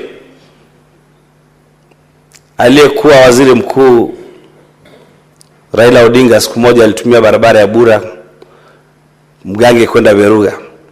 Ile barabara ilikuwa mbaya na akasema hii barabara ni kama ya kwenda Jehanamu. Nashukuru manake mwaka wa 2020 wakati tulienda kule State House kupigania fedha za Doram, aliomba Rais Uhuru kwamba tupewe ile barabara itengenezwe, na Rais Uhuru akakubali itengenezwe, ingawaje kutekelezwa kwa huo mradi kumekuwa kwa shida. Kitu nasema ni kwamba barabara za Taita Taveta ni mbaya, zote ni mbaya, nyingi ni mbaya, na hii pesa ya usawazishaji, kama Taita Taveta bado wangeachiwa hiyo pesa, tungeweza kufanya hiyo mradi ya kuboresha barabara za Taita Taveta. Mheshimiwa Speaker, niseme kwamba Taita Taveta ni eneo ambalo liko na rotuba nyingi. Udongo uko na rotuba nyingi, lakini shida tu ni maji. Na kama Kenya tungetaka kutengeneza utajiri kupitia kwa kuuza bidhaa ng'ambo, basi tungeangazia ile milioni 1 ya mashamba ambayo ni ya Taita Taveta, ambayo ni rangelands, ambazo tungetumia kulisha ng'ombe na mifugo na kuuza ng'ambo, kwa kuwekeza tu kwa miradi ya maji. Chala kuna maji mengi, Njoro kuna maji mengi, Mzima kuna maji mengi. Hayo maji tungefanyia mradi tu wa kuleta maji ya mwagwe yafanye ukulima kutumia unyunyizaji wa mashamba, tungekuwa na ng'ombe nyingi, nyasi nyingi za kuuza mpaka Ulaya. Lakini hiyo miradi haijafanyika, na fedha kama hizi za kusawazisha maeneo mbalimbali ya Kenya zingekuwa ni muhimu sana ili kufanya hiyo miradi. Mheshimiwa Spika, Taita Taveta kuna maji mengi sana. Ukiangalia Mzima tu ambayo inasambaza maji kuanzia Taita Taveta, Kwale, Kilifi mpaka Mombasa. Tungepata fedha kama hii tungeitumia ili kufanya miradi kama hiyo. Na la kushangaza Mheshimiwa Spika ni kwamba baada ya ule mradi wa Mzima tu kutotekelezwa, leo hii unasikia kuna mabwenyenye, kuna watu ambao hawaeleweki wamechukua maji kutoka Mzima tu, wametumia line 1 ya Kenya Pipeline Corporation. Sijui wanayatumia kwa nini, lakini ni jambo la kuhuzunisha, ni jambo la kuudhi ya kwamba tunaweza kutoa maji kutoka Taita Taveta tupatie watu wengine, na watu wa Taita Taveta hawana maji. Mheshimiwa Spika, ningependa kusema kwamba Taita Taveta imewachwa kimakosa kwa hii pesa ya kusawazisha maeneo kiuchumi, kwa sababu nikiangalia Mheshimiwa Spika, majirani wetu wote, nikianzia na jirani wa kwanza ambaye ni Kilifi, inapata milioni 878. Jirani mwingine ni Kitui, wanapata milioni 646. Jirani mwingine ni Kwale, wanapata milioni 475, ambayo eneo bunge moja la Kinango ambalo tunashikana upande wa Macnan Road, eneo bunge moja linapata milioni 265. Kajiado pia ni majirani wetu, wanapata milioni 674. Tana River ambao pia ni majirani wetu wanapata milioni 719. Kitu ambacho ninauliza ni kwamba ni vigezo gani hivi ambavyo vinaonyesha kwamba Taita Taveta hawahitaji hii pesa ya kusawazisha maeneo yaliyoachwa nyuma kimaendeleo ili ifikie kwamba Taita Taveta yote inapatiwa milioni 21 peke yake? Hilo ni jambo la kutamausha, ni jambo la kuudhi, ni jambo la kufisha moyo ya kwamba watu wa Taita Taveta hawajisikii tena kama wako Kenya. Nafikiri ni kwa sababu labda ni watu wachache mno ndio watu wanaona ya kwamba hawa hawafai na kura yao ni kidogo. Kwa hivyo wakati wa kutengeneza ama kuangalia vigezo vya kupeana pesa za kusawazisha maeneo yaliyoachwa nyuma kimaendeleo, hawa hawafai, hawana kura. Mheshimiwa Spika, kando na kuwa tuko wachache, hatuna maji, hatuna barabara, hatuna vituo vya afya, pia stima hatuna, kero la wanyamapori ni kitu kingine ambacho serikali ya Kenya imekataa kuangazia kabisa.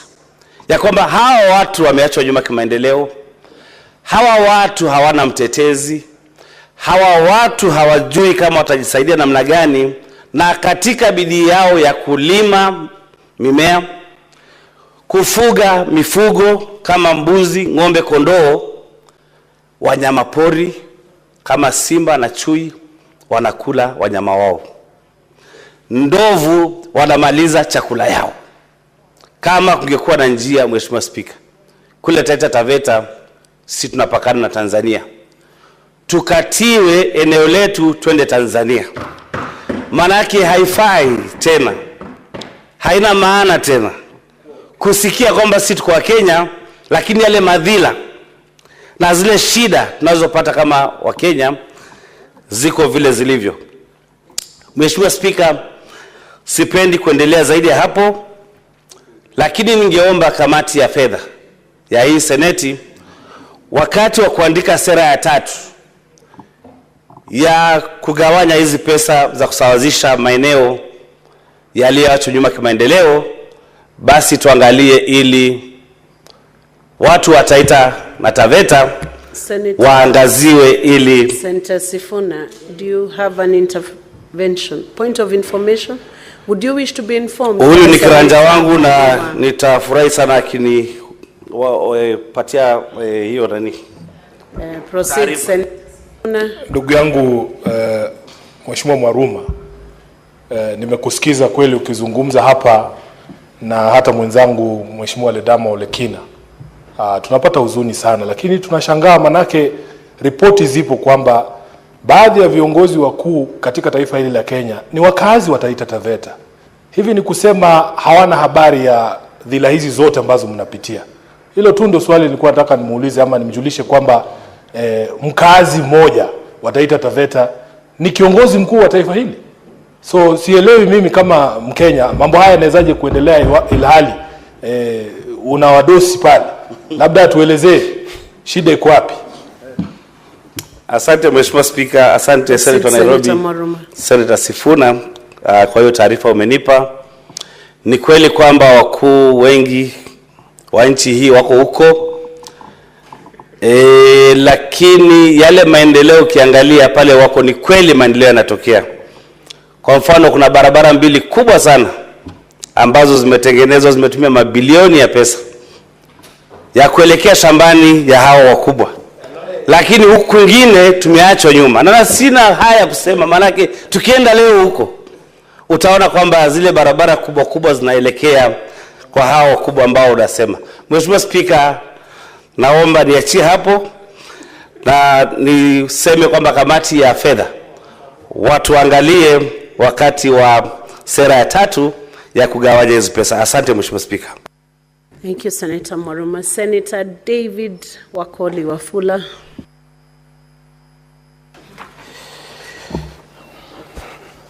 Asante Mheshimiwa Speaker kwa nafasi hii ili niweze kuchangia na vile vile kupongeza mapendekezo ya usawazishaji wa rasilimali katika nchi ya Kenya. Mheshimiwa Speaker, Mheshimiwa Speaker, nimesikiliza kwa makini sana baadhi ya viongozi wenzangu ambao wanadhani ama wanahisia kwamba fedha ambazo mtoza ushuru anatoa ni lazima ziende tu maeneo yao peke yao, sisi ni kuangalia kupitia televisheni. Ni vyema waelewe kwamba japo kuna maeneo ambayo yalipata nafasi ya kupata maendeleo wakati wa awamu ya kwanza ya serikali, kuna maeneo ambayo vile vile hayajapata maendeleo kwa huo muda. Na ni lazima tunapotathmini jinsi fedha hizi zinavyopeanwa tuweze kuzingatia maeneo kama haya. Mheshimiwa Speaker, ninasimama hapa kwa sababu eneo bunge ama kaunti ya Bungoma ni kaunti ambayo kwa muda imekuwa katika upinzani siku za Mheshimiwa Toroitich Arap Moi na serikali zilizofuata chini ya Mheshimiwa Uhuru Kenyatta tulikuwa katika upinzani. Na ukiangalia jinsi fedha zilikuwa zinatolewa kupitia hazina kuu ya serikali, wakati huo hatukuwa na kile tunasema tunajivunia katika serikali. Na naamini kwamba ni haki Bungoma ipate fedha hizi kwa sababu eneo bunge la Mlima Elgon na maeneo bunge ambayo yanapakana na Mlima Elgon kihistoria na kimaendeleo yalikuwa yamewachwa nyuma. Na ni lazima wanapoweka fedha katika bajeti, na jinsi nimeshukuru kamati imenukuu eneo la Mlima Elgon, lazima wajue kwamba miundombinu ambayo imo katika Mlima Elgon si nzuri, afya, barabara, maji na kadhalika. Sasa mimi ningeomba mheshimiwa yeyote anaponyanyuka kutoa hoja ajue kwamba Mkenya yeyote popote alipo anaposikiza lazima tumpe moyo, lazima tumpe sababu ya kujivunia kwa Mkenya. Japo fedha hazitoshi, lakini waone kuna jambo zuri linatendeka katika serikali ya Kenya. Sasa lisilokuhusu usiliandame. Sisi watu wa Bungoma tunashukuru kidogo tumepata, lakini tunasema tunahitaji fedha zaidi. Wanapogawa muda mwingine tunataka kuona ipande kutoka milioni 95 ije kama bilioni jinsi kaunti zingine zinapata. Kwa sababu ukiangalia mgao wa fedha, Mheshimiwa Spika, jinsi tulipopitisha hapa awali, baadhi ya kaunti ambazo zinapata fedha nyingi hata sasa katika bajeti bado wanapata fedha nyingi, na muda mrefu wamekuwa wanapata hizi pesa. Lazima tufuatilie, tujue miradi gani inatekelezwa na serikali za kaunti, wanahusisha wananchi katika kutekelezaji miradi hii, na iwapo miradi hii inaafiki matarajio ya wapiga kura ama wanaoishi katika maeneo haya. Mheshimiwa Spika, ninaangalia kaunti ya Busia, wao ni jirani zetu kule, wamepewa milioni 29. Hizi pesa hazijakuja kimzaa. Kuna sababu ambayo imeshinikiza serikali kuweka fedha katika kaunti ya Busia. Na imaanishi kwamba Busia ilipokuwa na naibu wa rais na mawaziri ama walipokuwa na Mheshimiwa Amos wako katika serikali, haimaanishi walipokuwepo watu wa Busia walikuwa katika shamba la asali na nyama. Haiwezekani. Kuna changamoto watu hawa walikuwa nazo, ndiposa fedha zimewekwa kwa bajeti vile vile kama Wakenya waweze kuimarisha maisha yao. Nashukuru wameweka kaunti ya Trans Nzoia hapa, wamepewa milioni 12. Japo kuna viongozi huko washukuru chochote, wanabwata tu, wanaongea tu, na lazima tutafuata tujue hizi fedha zinazoenda Trans Nzoia zinatumika kivipi katika eneo bunge la Endebess. Watu katika kaunti ya Trans Nzoia, eneo bunge la Endebess, lazima tutawaeleza fedha zinazokuja za usawazishaji zinatumika vipi, ili mjue jumba la Senate linawajali.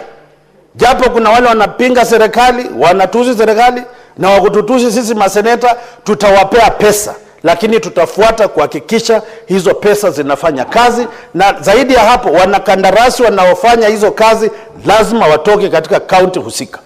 Kwa sababu haiwezekani, Mheshimiwa Spika, Senate tunapitisha fedha kama hizi na wale wanakandarasi ni watalii wa kibiashara, wanatoka Nairobi, wanatoka kaunti zingine kufanya kazi ambayo wananchi wa kaunti husika wanaweza kufanya kazi hizi. Sasa mimi naunga mkono kaunti hizi ambazo zimeorodheshwa hapa waongezwe pesa. Wale waliopewa kidogo kama ndugu yangu wataita Taveta, waongezewe fedha, ana haki ya kudai pesa ziongezwe. Na wale ambao wamekuwa wanapewa pesa nyingi na hatuoni matunda, wapunguzwe. Kwa sababu huenda hizi pesa zinaenda katika mifuko ya watu wachache, ili hali wengi wanaumia, hawana maji, hawana barabara, hawana madawa hospitali. Na mambo kama haya, Mheshimiwa Spika, hatuwezi kubali katika awamu hii ya serikali. Asante sana Mheshimiwa Spika, ninaunga mkono mswada huu. Asante. Thank you. Senator Catherine Muma. Thank you, Honorable Speaker, for the opportunity to contribute to this fund. Honorable Speaker, the Constitution of Kenya 2010, as we all know, is a constitution that emphasizes human rights and the principles of human rights, particularly equity, as a key principle that ought to be applied in governance in order to give opportunity to every Kenyan and every region to actualize the benefits of within our country. Mr. Speaker, first to commend the government and the Parliament, 13th Parliament and the 4th Senate, for having operationalized the Equalization Fund.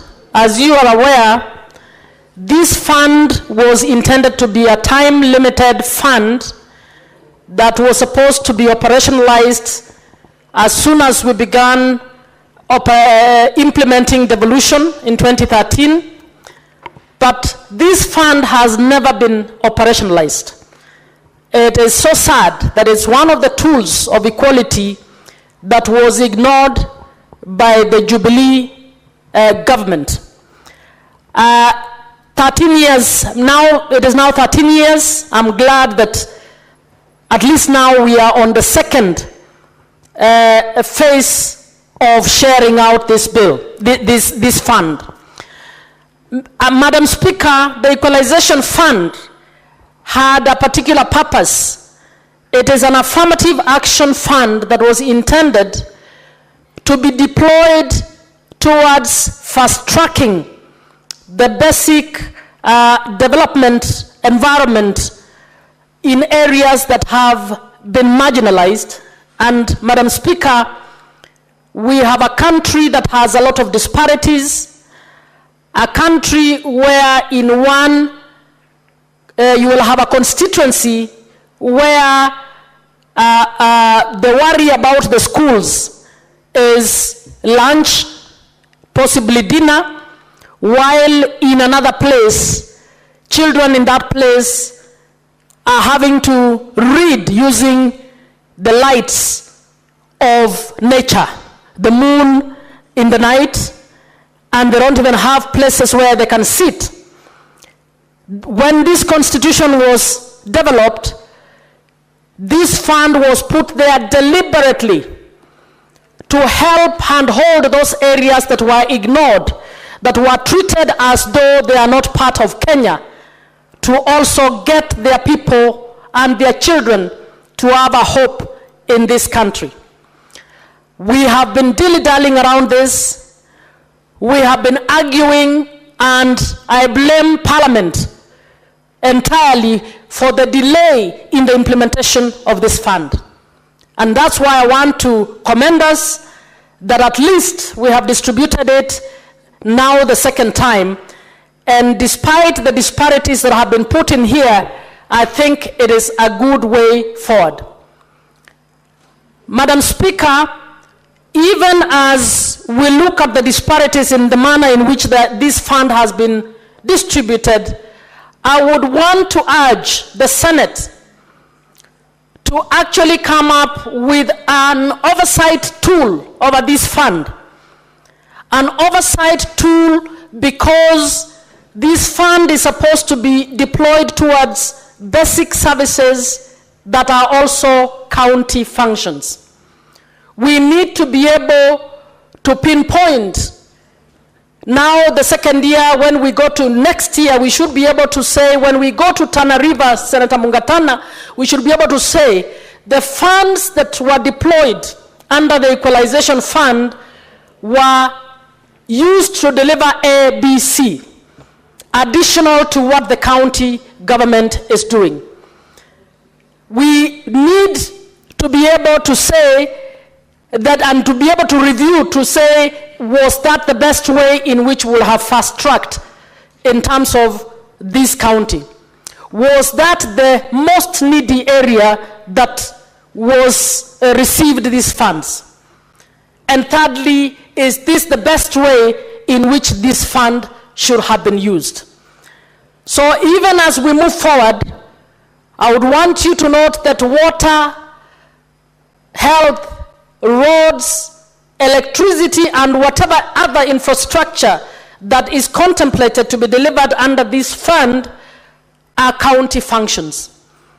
So we need to be able to have a timetable or a special schedule to monitor the manner in which this fund is actually bringing up the levels of development in a particular county. Madam Speaker, this should also lead eventually to the determination of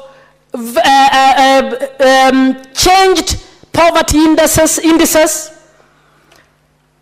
changed parameters that we are using to determine the equitable share in terms of the nationally collected revenue. So if we don't do this, and I'm throwing a challenge to our Finance and Budget Committee, we must be able to tell Kenyans the value of equalization funds by clearly demonstrating that this is what the equalization fund did in Turkana, and as a result of deploying these funds for 5 years, Turkana was able to move from being measured at this level in terms of the poverty index, to this other level in the poverty index.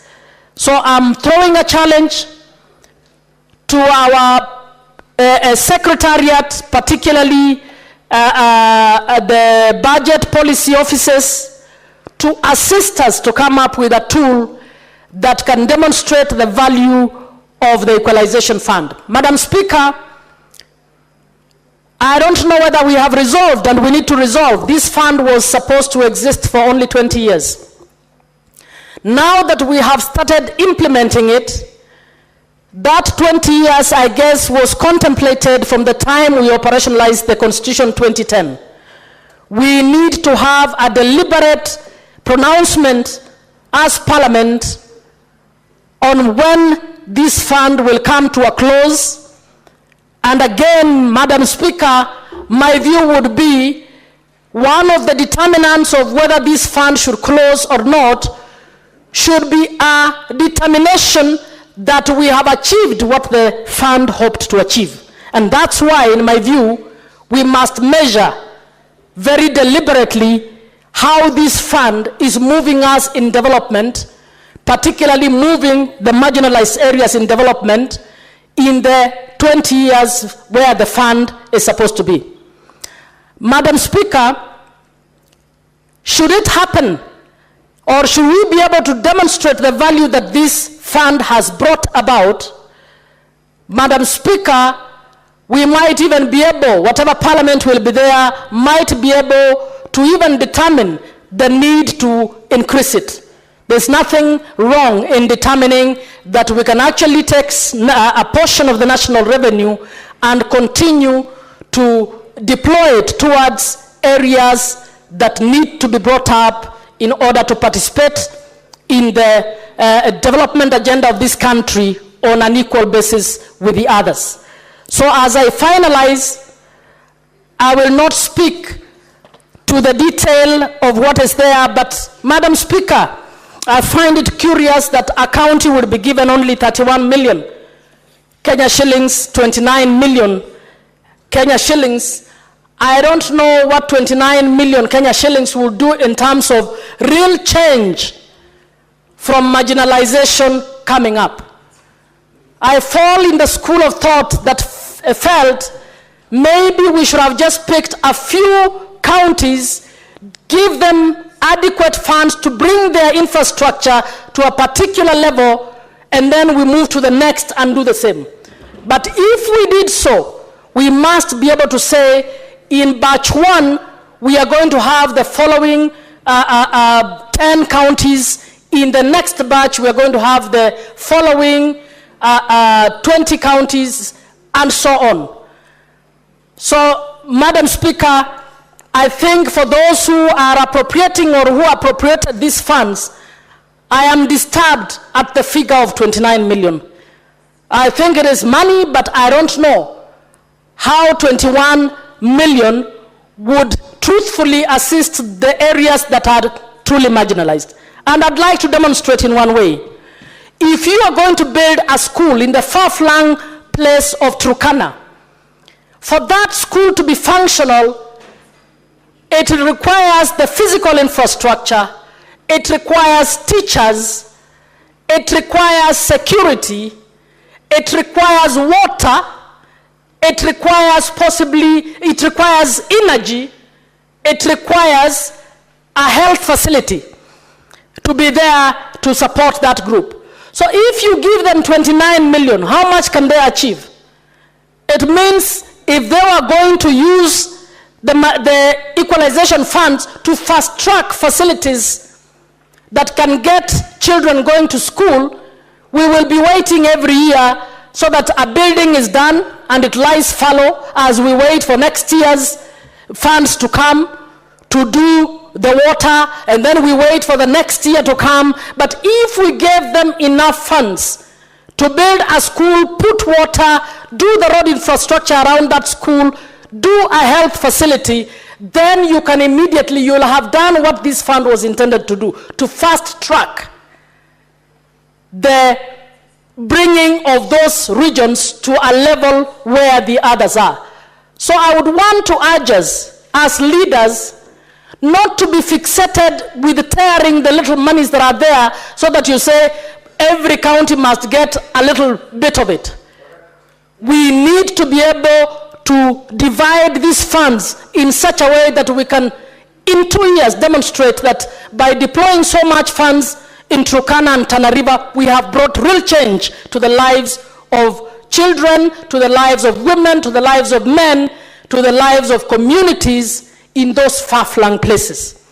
So I'd like to ask our Finance Committee to think through the ideology behind Equalization Fund and to be innovative enough to help us to ensure that the deployment of this fund truly does what it is supposed to do, to fast-track that development. Thank you, Madam Speaker. Thank you, Senator Mudigi Alexander.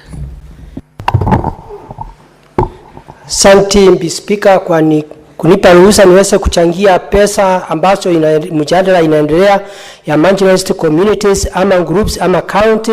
Mbi Speaker, yangu ni kuongea kwa kamati ya finance. Ile kazi walifanya kazi ambaye ni ya usuni katika county zingine, kwa sababu Mbi Speaker, katika Kenya tuko county 47, na wakati tuko hapa sisi hakuna seneta mkubwa na hakuna seneta mdogo, hakuna county kubwa na hakuna county ndogo, kwa sababu sisi ikifika mambo ya keki ya Kenya mzima, Mbi Speaker, kila mtu anavaa serikali.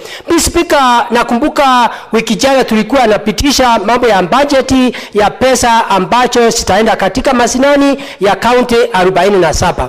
Na Mbi Speaker, wakati ingine unakuta makaratasi hii kamati ya finance inatuletea tuweze kupitisha, na saa ingine unakuta hiyo kitu Mbi Speaker haiwezi kutuelekea na je ile nafaa, kwa sababu Mbi Speaker italeta mgawanyiko katika county zingine na katika sisi maseneta, kwa sababu Mbi Speaker ni mambo ya ajabu. Pesa kama imekuja katika Kenya, hakuna county yoyote haiwezi kupata hizi pesa. Tumeona county zingine Mbi Speaker inapata karibu bilioni 1, zingine milioni 50, zingine milioni 20. Mbi Speaker, kumaanisha na hizi pesa marginalized community inafaa kila county ipate, na nasindwa au kama Mbi Speaker, kama county ya Embu haipati pesa, unakuta county ya Kitui inapata pesa, county ya Meru inapata pesa, county ambacho sile siko pale hata Tharaka-Nithi inapata pesa Mbi Speaker. Na mambo ya ajabu katika Embu County, tuko na sub county 4. Katika moja Mbi Speaker ni sub county ya Mbeere South, ambaye unakuta hii pesa ni ya kwenda kuongezea mambo ya budget ambaye inaenda masinani na governor Mbi Speaker. Na katika Mbeere South unakuta kuna watu ambaye wanaenda kilomita kama 20, wengine kilomita 50 Mbi Speaker. Hakuna magari kwa sababu barabara isimeharibika, hakuna maji Mbi Speaker. Nakumbuka hata leo asubuhi kulikuwa na wasiri wa maji ambaye nilikuwa nauliza Mbi Speaker, Embu County itaangaliwa namna gani juu ya mabao ya maji kama Tharaka-Nithi na Meru na Tharaka-Nithi, ile mabao 3 ambaye moja iko Embu, moja iko Manyatta na hiyo nyingine iko Mbeere North na nyingine iko Runyenje. Mbi Speaker, kama tulikuwa nauliza vile tutapata maji, njia ya kilimo yetu ambaye ni mguka na mambo sile singine Mbi Speaker, na budget inakuja hapa Mbi Speaker, unakuta leo hakuna sisi kwa hii karatasi, hakuna kitu ambaye Mbi Speaker Embu tumepata. Nakumbuka Mbi Speaker, mwaka jana Embu County kwa hizi pesa ya marginalized communities hata hizi hatukupata.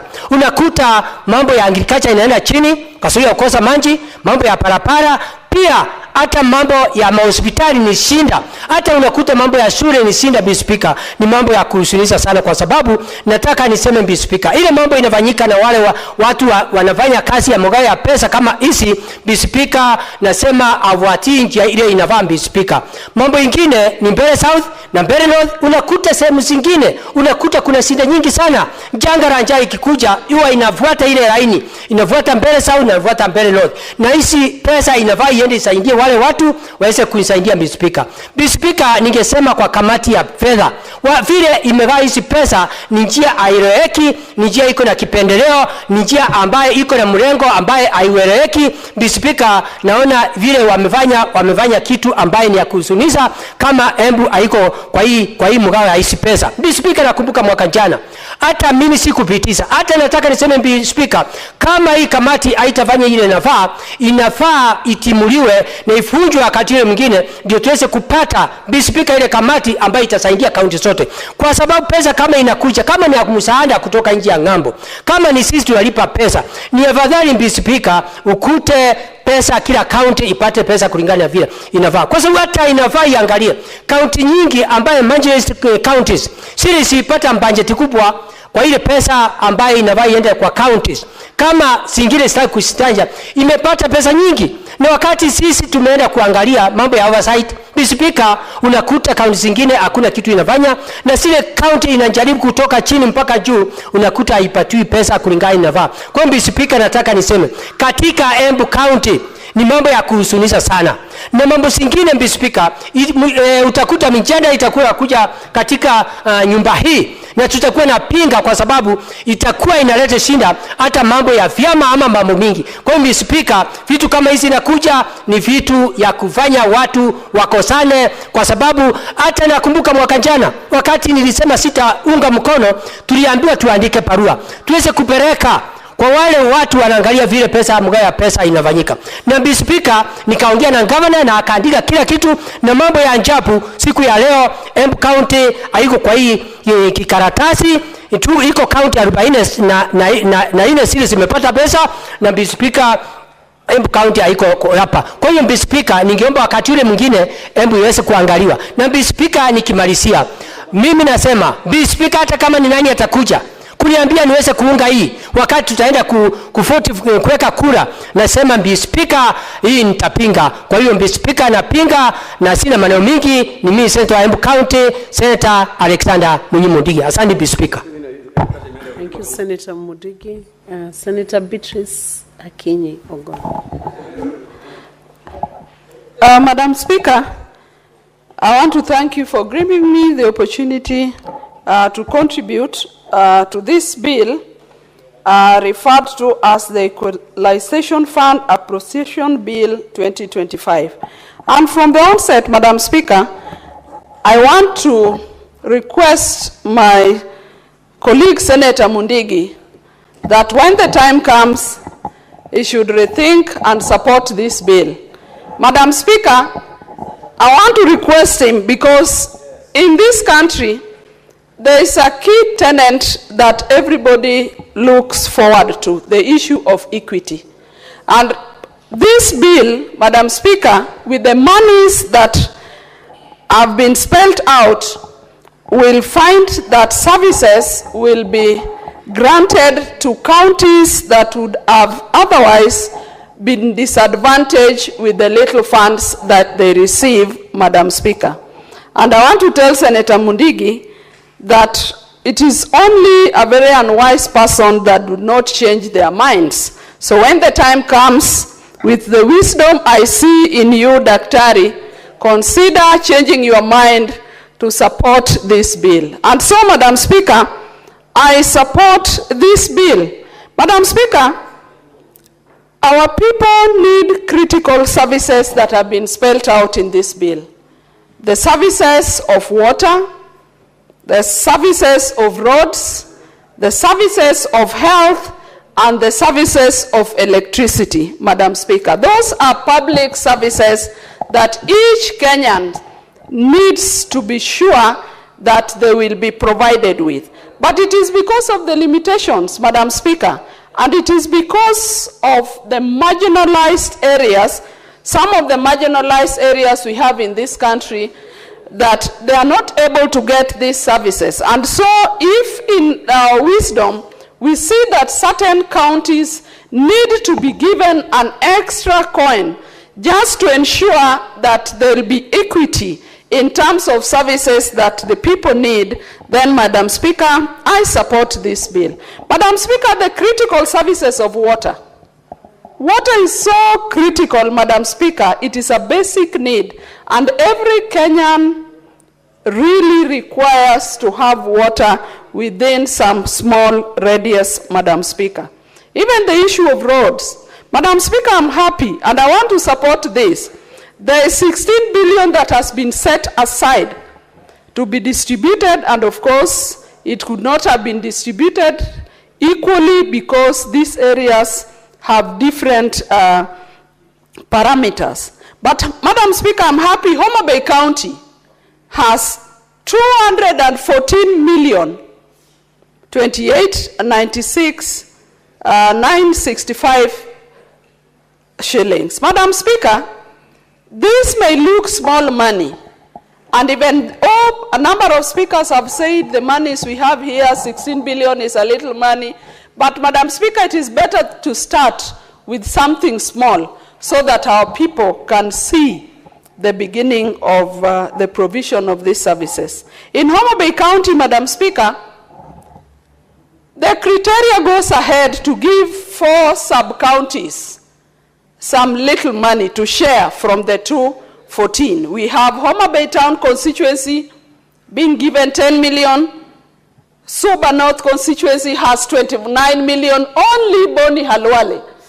And Boni should stop to listen that Ndewa constituency, which is my constituency, which is a marginalized constituency, we should be considered as a hardship constituency. Boni we have, Ndewa has black cotton soil, Madam Speaker, and we have no roads, Madam Speaker.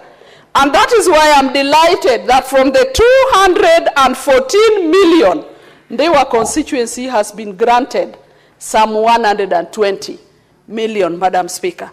I therefore want to support, but to go ahead to say that this money, when it gets there, it must be ring-fenced for the purpose of which it has been granted, Madam Speaker. In Homa Bay, Suba North has 53 million, and as I've said, Suba South has 53 million, Suba North 29, and Dewa, which is my constituency, is 120 million. Madam Speaker, I do not support it just because it is my constituency, but I support it because of the difficulties that our people have. Right now, there are rains in Dewa constituency. You can hardly get a road other than the tarmac road that we used to move from Rodi, that is in Homa Bay Town constituency, to Sori, Madam Speaker.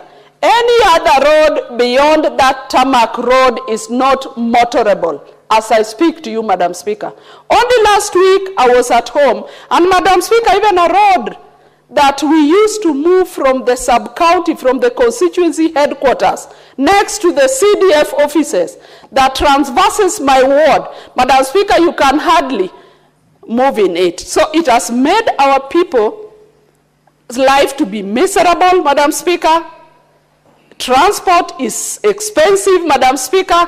Madam Speaker, just months ago, in a place where our local people, you'd use a motorbike for 50 shillings, Madam Speaker, and that is not a very far area. Madam Speaker, today, all our people are required to, it costs our people 300 to 500 shillings to just move in a very short distance. And Madam Speaker, it then means that even the cost of doing business for our people is so high. Madam Speaker, where I come from, a majority of people do subsistence farming. People who grow some vegetables and transport it to the markets, some tomatoes and transport it to the markets, some maize, some groundnuts, some beans, Madam Speaker, but it is becoming very expensive for our farmers to move their goods from their homes, from their farms, even to the market. And so, Madam Speaker, when some funds are appropriated to improve our roads, Madam Speaker, I would only rise here to support that bill. Madam Speaker, even the issue of water. Madam Speaker, being a woman, I know how critical access to water is to our people, and especially to women, Madam Speaker. So if we have money that is going towards the development of water so that our people can get water closest to them, then I would definitely support that bill. So, Madam Speaker, the other critical service that this monies will support is the issue of health facilities. Madam Speaker, health is critical. Some of these basic services that are spelled here for support are the major services that our people demanded to be devolved, Madam Speaker. And so I want to support this because, Madam Speaker, health facilities will be improved. if not expanded or improved, as I say, and we hope with this little money, Madam Speaker, those who are going to use it will ensure that our people have essential services in the health facility. Madam Speaker, the other critical service that is spelled out here to be used with the funds that are appropriated here, that are going to be appropriated here, is the issue of electricity. Madam Speaker, I still want to come back to my constituency, which is Niwa, that our people still do not have adequate access to electricity. Just the other month, the President was launching the last mile connectivity in my constituency, and Madam Speaker, if you remember, I was here asking the CS Energy to confirm to me and reassure me as somebody from their constituency, that other than the launch will translate into our people getting electricity in the last mile connectivity. Madam Speaker, some 1 year ago, on this same floor, I'd raised the issue of even faulty transformers in my constituency and in my county. And so I'm happy that these monies are going to help to improve access to electricity for my people in Homa Bay County, and particularly in their constituency where I come from. In that constituency, Madam Speaker, there are all the faulty transformers of the inventory that were given by the CS Energy once in this house, Madam Speaker, and there was a promise that the CS made that those transformers they are going to be corrected, Madam Speaker. But I want to tell you that up to now, even the inventory of the specific transformers that the CS spelled out would be improved in that year, they are still not working. Half of my constituency still is in black, is in darkness, Madam Speaker. But with the last launch that we have, I'm looking forward that something will be done, and I'm happy that the amount of money that has been given in this equalization fund, Madam Speaker, is going to go ahead to support the improvement of electricity, not only in my constituency, but in other constituencies, as spelled out, is going to help in improving roads, and especially, Madam Speaker, we keep on saying that our people should develop themselves, should go for grow themselves. But Madam Speaker, it is not easy for our people to even grow, to come up, if there are not roads from where they come from. Madam Speaker, over 60 years after independence, we should not see some of our areas with no roads, as I see in my constituency, Madam Speaker. So, Madam Speaker, I want to support this bill, and I want to say that the monies that will be appropriated here will lead to equity in services across the country, will lead to equality in services across our country, and I'm happy it is specific about water, about roads, about health, and about electricity. But, Madam Speaker, as I support this bill, I want to say that the money might not be adequate, but let us take this for now and let us improve on it in the coming years. Madam Speaker, I support. Thank you, Senator Beatrice. Senator Mariam Sheikh Omar.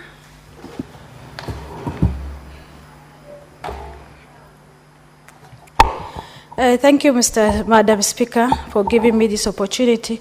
Madam Speaker, I also rise to support the bill, equalization bill. Madam Speaker, this equalization fund was established in the Act 204 of the Constitution, Madam Speaker. The figure of the fund is 0.5% of nationally collected revenue nationally.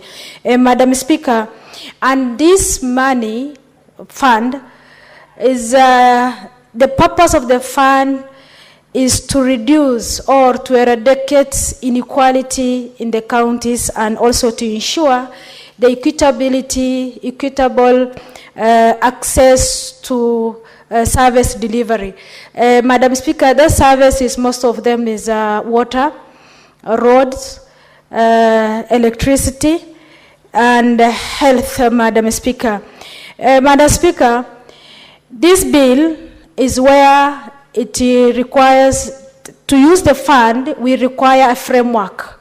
So that's why we need this bill to be in place so that we can use the equitable equalization fund to be utilized. Because the way it is before, if it is a fund, you cannot access the fund without the framework. So this is the one of the framework to be accessed. Madam Speaker, there is many projects which has been done under this equalization fund. In 2018 to 2019, almost 352 projects has been done and it's completed. Madam Speaker, in my county, in Mandera County, Madam Speaker, the amount which has been given is almost 1.2 billion, Madam Speaker. For Banissa, the 157 million. Lafe is 247 million. Mandera East, 209 million.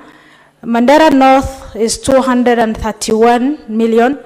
North and Mandera South is 227 million. Mandera West is 157 million, Madam Speaker. Madam Speaker, these monies is almost 1.2 billion. If it is utilized properly, Madam Speaker, we don't have the issue of water, the issue of health service, health facilities to be having good services, and electricity, Madam Speaker. Madam Speaker, 60 years ago, since independence, Mandera County doesn't have road. Madam Speaker, the equalization fund was implemented. It has not been implemented since it has been established, that is 13 years ago. Madam Speaker, if this money can be, instead of giving portion, because the way they are giving out, there is redundancy, Madam Speaker. There is bureaucracy, because you request through the control of budgets, through equalization fund advisory board to the treasury, Madam Speaker. That long queue of requisition might take long to get the money back and use for the purpose on time. So to reduce that, to my opinion, is there's no need of this equalization fund board, because if at all the money can be requested through country control of budget, after that national treasury, why to go to advisory board is one of the issue which makes this implementation to take long. Madam Speaker, the road into Mandera and electricity, Madam Speaker, we have a problem with electricity in down. Madam Speaker, last 6 months ago, we are in darkness. Later on, the ministry give us some generator, Madam Speaker, instead of solarizing, because we have a nature which is enough to give lights to Mandera, the whole Mandera County, Madam Speaker. So it needs now, the government must think of, instead of purchasing the generators, Madam Speaker, it's better people think of how to use the nature, the sun, which is plenty, Madam Speaker.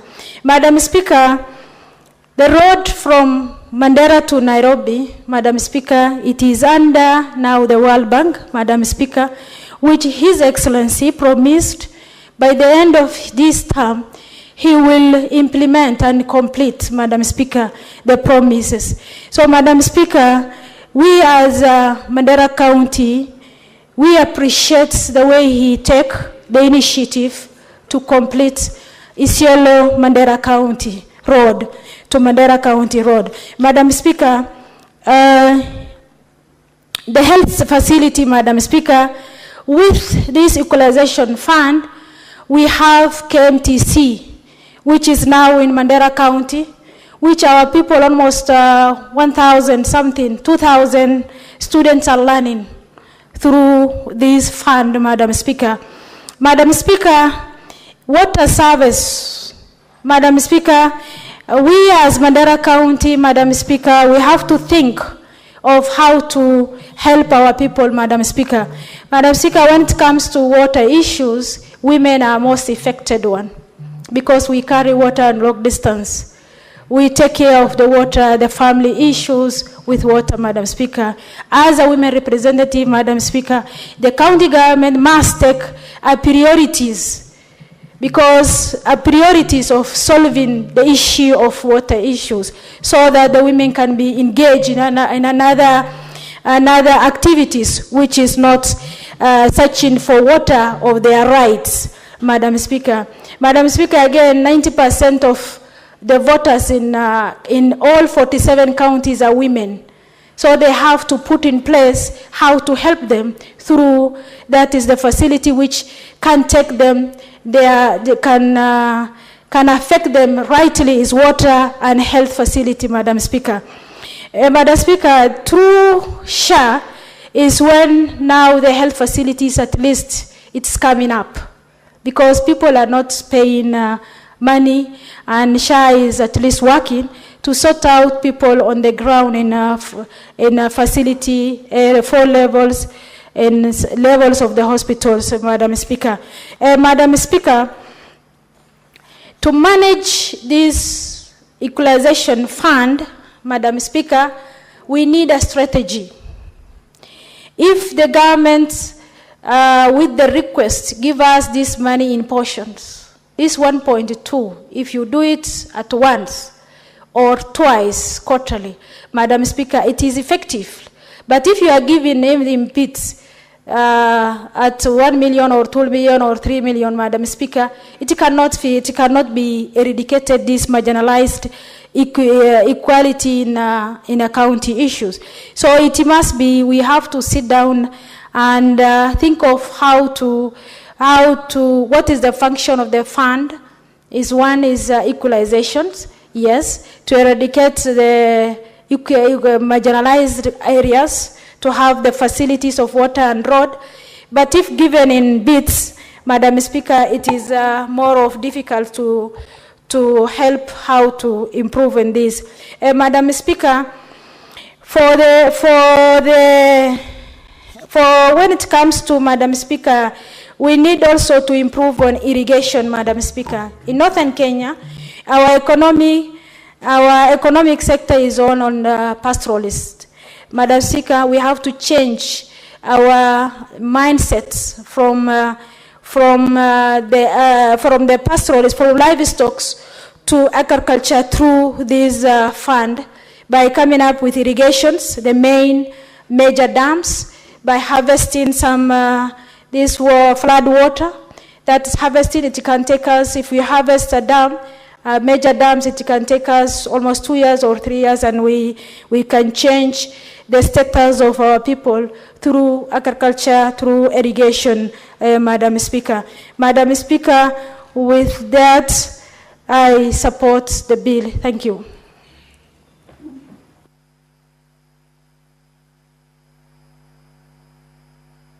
Senator Abbas. Thank you, Honorable Speaker. Honorable Speaker, I want to contribute to this bill. Honorable Speaker, Equalization Fund was done, formulated in 2004. And the purpose was to bring at bar, in terms of development and achievements, 14 counties that have been neglected for many years, including my county. And the funds were not released immediately. And it stayed for a long time in the treasury before it was distributed. However, it accumulated a lot of money, and to date, the money is being released in piecemeal. My county now is receiving 1.6 billion, but this actually is insignificant because it has been again split into small bits of money, like a million, 1.5 million, 1.58 million, 88 million. This money, if well utilized, would have made some significant improvement. However, when it went to counties, the money was further split into small pieces, small funds, money. That the purpose of, having one major project that will benefit, that will have a long-term benefit, cannot be achieved because this money was split further. A committee was formed, and now it's actually under the control of the governor. And now the money is now being used to lure some supporters and all these things. But the money is being distributed in piecemeal, like 2 million for a project, 1 something million, 3 million. So it misses the whole purpose. One other thing, Your Honorable Speaker, that this money was initially meant for 14 counties. But of course, probably many other counties had similar problems, and now there are 34 counties, of which the 16 billion that has been released is actually insignificant for these counties to make a big stride on development. Honorable Speaker, it is the only way we can be able to achieve something in these counties, the counties like northern Kenya especially, in Turkana, Wajir, to come at bar with other part of Kenyans in terms of development, is to have a major investment in development. That mega dams, when you give a small area or a certain center 1 million or 2 million shillings for electricity, I think it doesn't meet the purpose. When you give that same money to build one classroom, it doesn't meet the purpose. The intention of this money was at least have a mega project for these areas so that at least they can be able to catch up in terms of food security, in terms of electricity supply, in terms of water supply. But as it is now, the CDF, the Equality Fund has missed its target and purposes. There's a lot of money that is being held still in the treasury. I don't know whether money is still there or it has been diverted, because it happens always when money going to the arid areas normally are being diverted always by respective governments. And therefore, what I want to say is that as much as we appreciate that this fund at least is going to make a difference, but however, as it is, I think it will not make a purpose for us today as Northern Kenya people, because the development is far-fetched, that what is now remaining, it was only for 20 years, actually. The whole development was, the money was meant for 20 years. So that they believe that by 20 years, these counties will be able to develop well. The county of Wajir, Tana River, Mandera, Garissa, Turkana, and then all these places. But today, the CDF was only seeing that we're seeing that is making some impact on the ground. But of course, the money now again at a lot of bureaucracies. It goes through the COB, it goes through the governors, it goes through the advisory board, and it's actually budgeting is not done at the counties. It is being done at the advisory board. Therefore, when you give a certain project of 2 billion shillings, or 1.5 million, then I think that is a very wrong approach for development. Honorable Speaker, I will urge that the period remaining out of 20 years is, I think only remaining now is about 6 years now.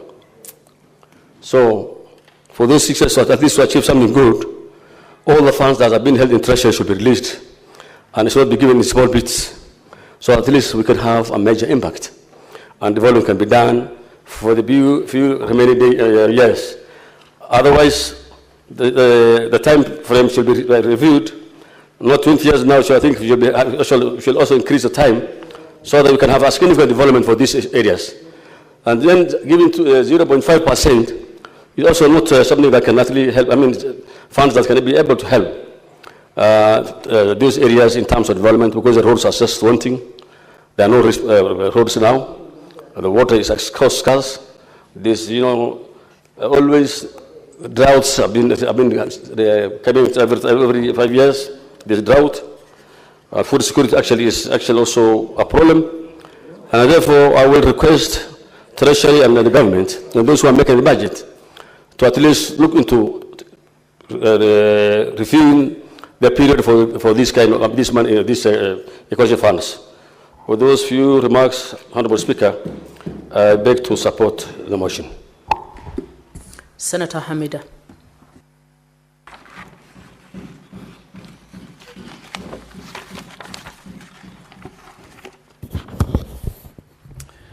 Thank you, Madam Speaker.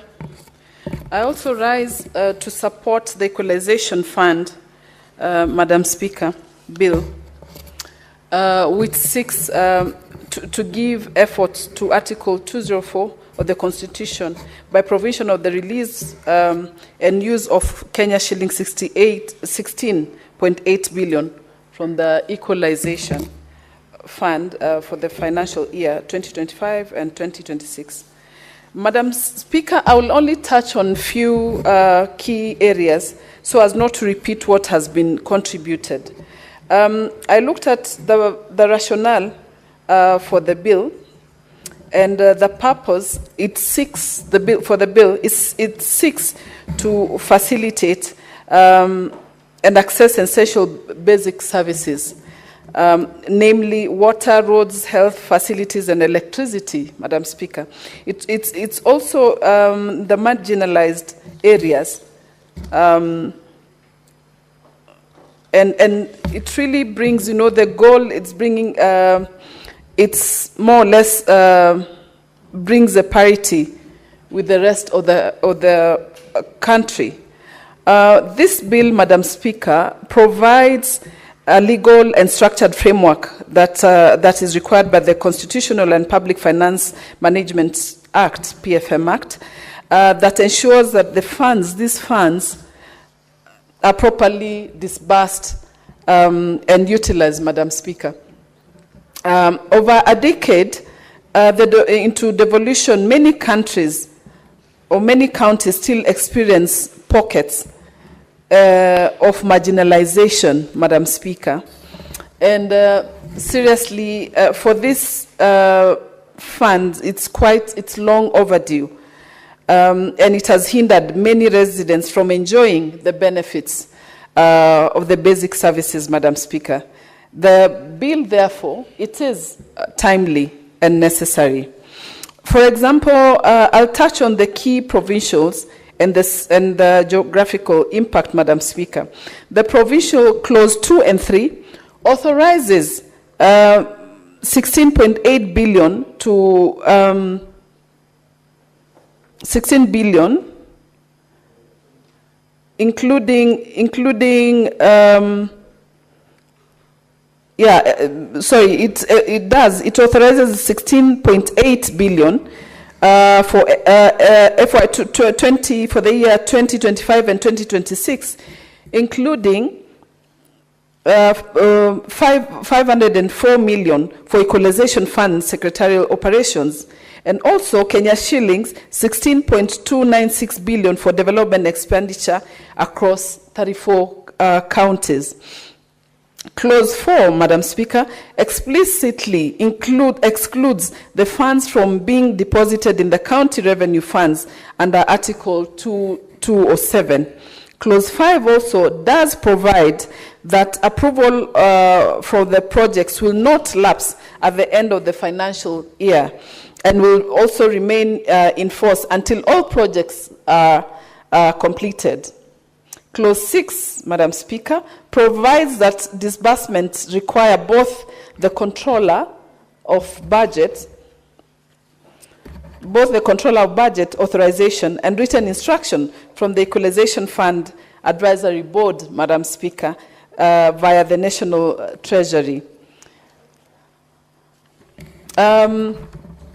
Madam Speaker, I realize this is quite significant, and that's the best, I'm looking at in this bill, because the bill honors our constitutional mandate to uplift all historical marginalized regions. I have seen Senator Mariam actually trying to compare, the Mandera counties and the other counties, and I feel strongly that I feel for them, and I realize that the bill accelerates equity in development, giving vulnerable constituencies the infrastructure needed for education, healthcare, economic activity, and dignity. Healthcare is key here, Madam Speaker. When we moved around with the health committee to different counties, we realized that people are really in dire need of healthcare services. And I really wish we could have different counties with state-of-the-art hospitals that take care of Kenyans, Madam Speaker. For example, a county like Laikipia was taking care of about 5 to 6 counties.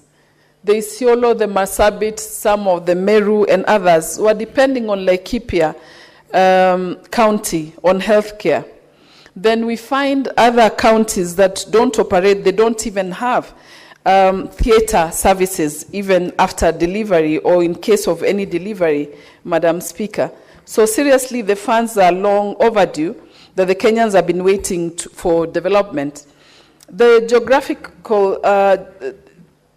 geographic impact, Madam Speaker, excuse me. I've seen the bill affects over 70 constituencies across 34 counties, including Turkana, Wajir, West Pokot, Garissa, Tana River, and other identified as marginalized.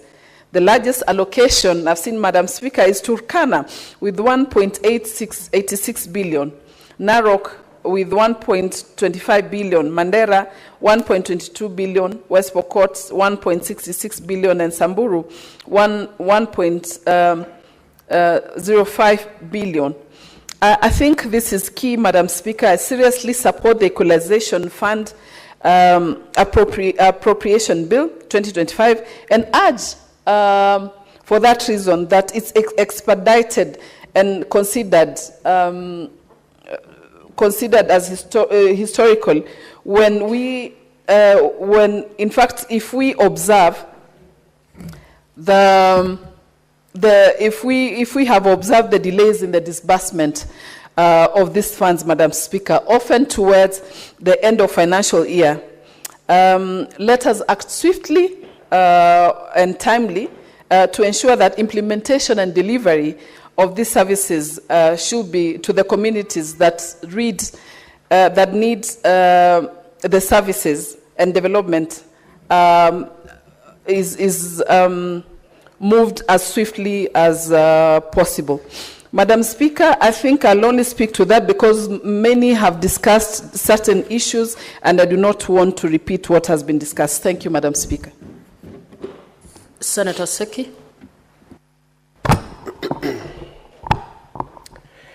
Thank you very much, Madam Speaker. I also wish to put my voice to this important bill on the Equalization Fund Appropriation Bill 2025. Madam Speaker, in the instant, I want to support this bill and support because it is true that there are counties that are yet behind others in this country, Honorable Speaker, in areas of development, particularly on infrastructure, Honorable Speaker. The marginalized counties, the semi-arid and arid counties, have really realized a very strong problems, or even big problems on infrastructure, particularly water, roads, health services, Honorable Speaker. And this bill come in a handy where we try to bring these counties to a level where the others are. Honorable Speaker, looking at the county like Kajiado, which they have realized or they have benefited with 674, 525, 449 million, which Kajiado Central have been apportioned at 233 million, 919, 794. Kajiado South receiving 102, 681, 312, and Kajiado West receiving 337 million, 224, 343. Really, the Commission of Revenue Allocation has apportioned this through their, through the kind of research they have done, and they have realized it is true. These sub-counties are quite marginalized, Honorable Speaker. Looking at the county, a sub-county like Kajiado South, where you have very big wards with a big population, and you hardly get a road in one of a road that crosses the entire ward. People are using motorbikes, bicycles. People use foot to transact, even to go to market areas. Women getting very hardly for them to get even water to drink, not even to wash, or even to use washing themselves, or even cleaning their houses, Honorable Speaker. This is a bill that comes to equalize even other areas within the county, Honorable Speaker, rather than even the country, Honorable Speaker. Health services, we find that somebody would even go for almost 5, 6, 7 kilometers without even getting a health center or even a dispensary, Honorable Speaker. This bill comes in a hand where the county, through the board, the board of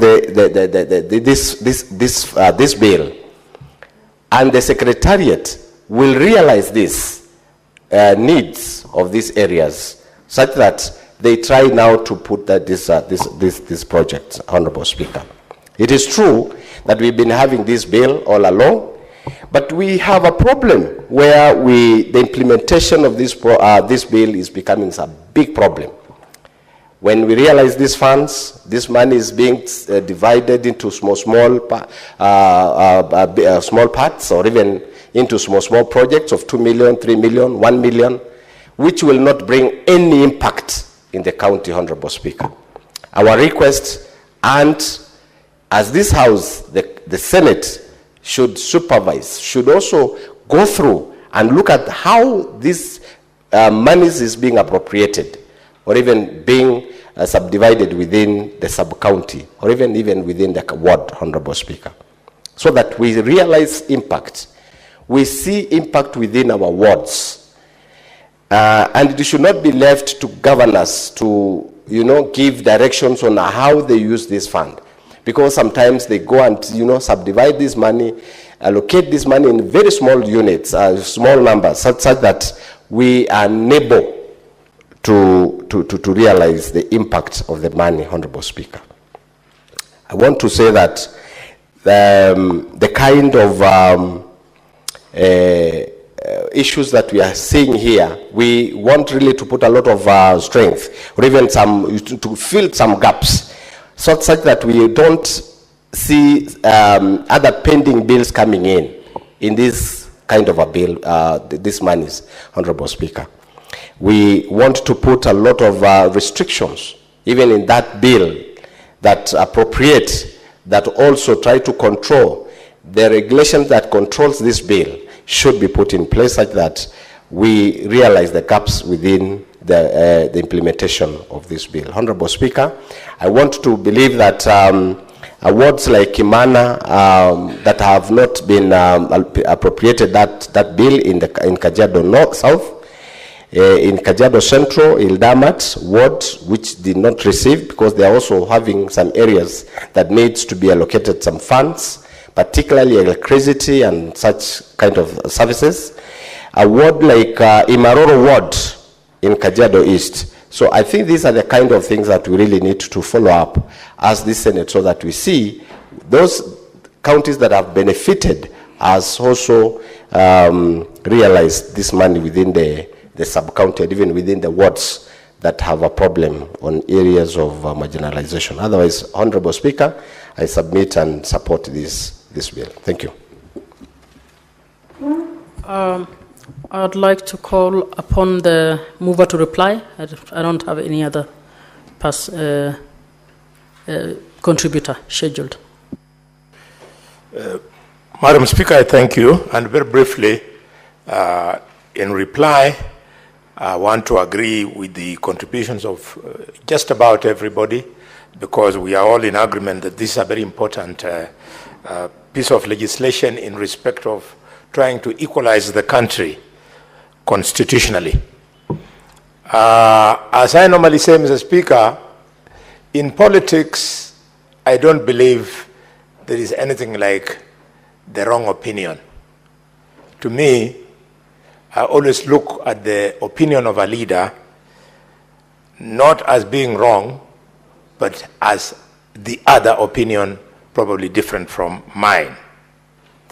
But having said that, I'm pained to remind the House, even as you celebrate little allocations of around 21 million shillings from this kitty to your county, and in the process denying the original 14 counties that quantum that would have made a huge difference within a period of only 20 years, please remember that there is a difference between fighting marginalization and fighting poverty.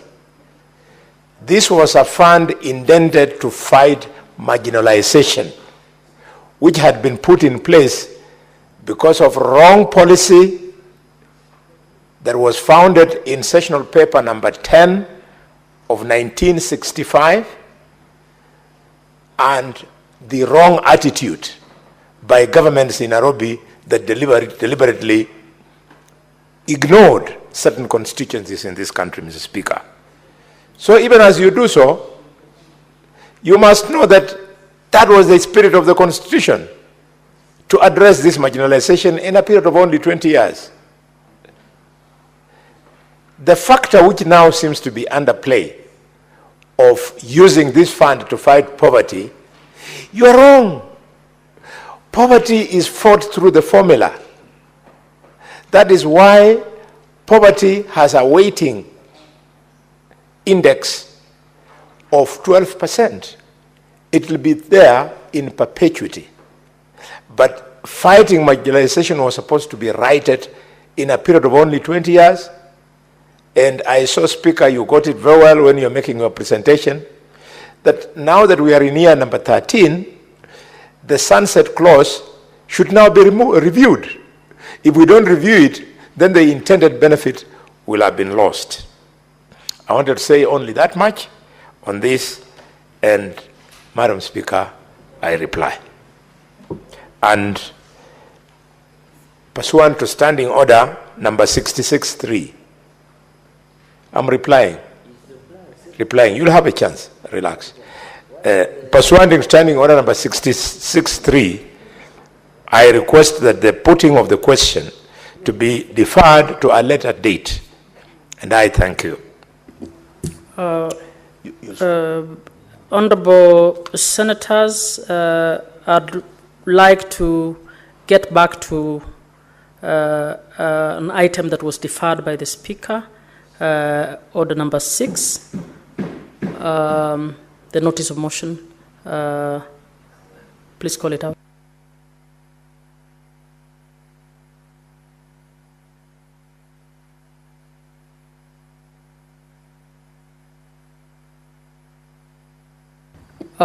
Sorry. The question to the motion just ended on equalization fund appropriation bill is deferred to tomorrow. So next order. Order number 6, notices of motion.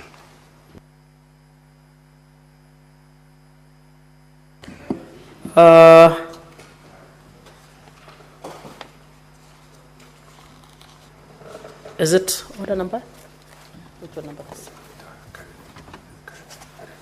it? Senator Karen Nyamu.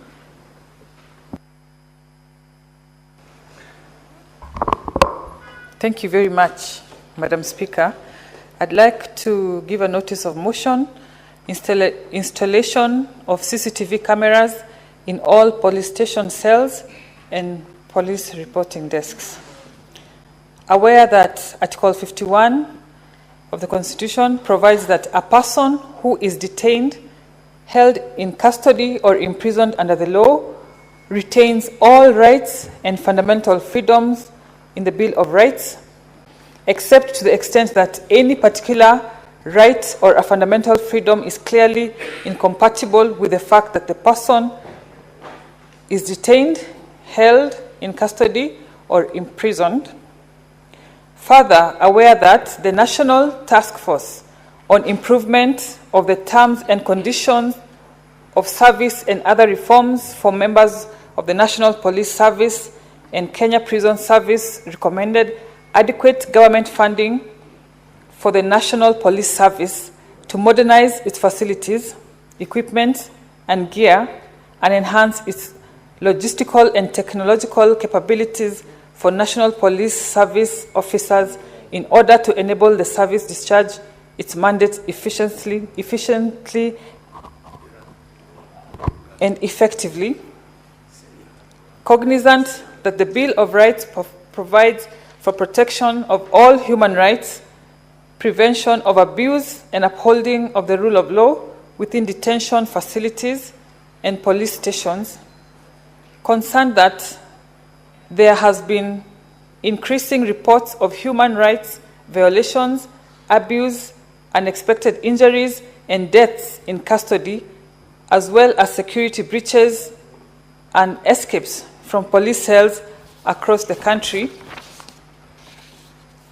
Further, concerned that despite the recommendation by the Justice Maraga Task Force, little or no efforts has been made to ensure modernization of police cells by installation of closed-circuit television, CCTV cameras, and police reporting desks, thereby affecting police, public trust and accountability in what happens to persons in police custody. Now, therefore, the Senate resolves that the national government, through the Ministry of Interior and National Administration, 1, installs functional and tamper-proof CCTV cameras in all police stations and cells and police reporting desks across the country. 2, ensures that all CCTV systems are monitored in real time and that footage is securely stored and made accessible during investigations, judicial processes, and 3, provides the necessary resources, technical support, and training to law enforcement officers for the effective operation and maintenance of CCTV systems and continuous digitization of occurrence book platforms. Thank you, Madam Speaker. Honorable Senators, I have a communication to make. on visiting teachers and students from Mutembei Secondary School in Nandi County. Honorable Senators, I would like to acknowledge the presence in the public gallery this afternoon of visiting teachers and students from Mutembei Secondary School in Nandi County. The delegation comprises 8 teachers and 156 students who are in the Senate for a one-day academic exposition. Honorable Senators, in our usual tradition of receiving and welcoming visitors to Parliament, I extend a warm welcome to them, and on behalf of the Senate and on my own behalf, wish them a fruitful visit. I thank you. Senator Cherarke, Senator Fonandi, you may wish to welcome the team. Thank you, Madam Speaker. I want to join you and other colleagues in welcoming Mutembei High School in Tindred Sub-County or Tindred constituency in Nandi County. I know they have been privileged to have watched notice of motion by Senator Karen Nyamu and of course the reply to the bill by Senator Boni Kalwale, who is coincidentally the neighbor to Nandi County. And Madam Speaker, Mutembei High School is one of the best schools.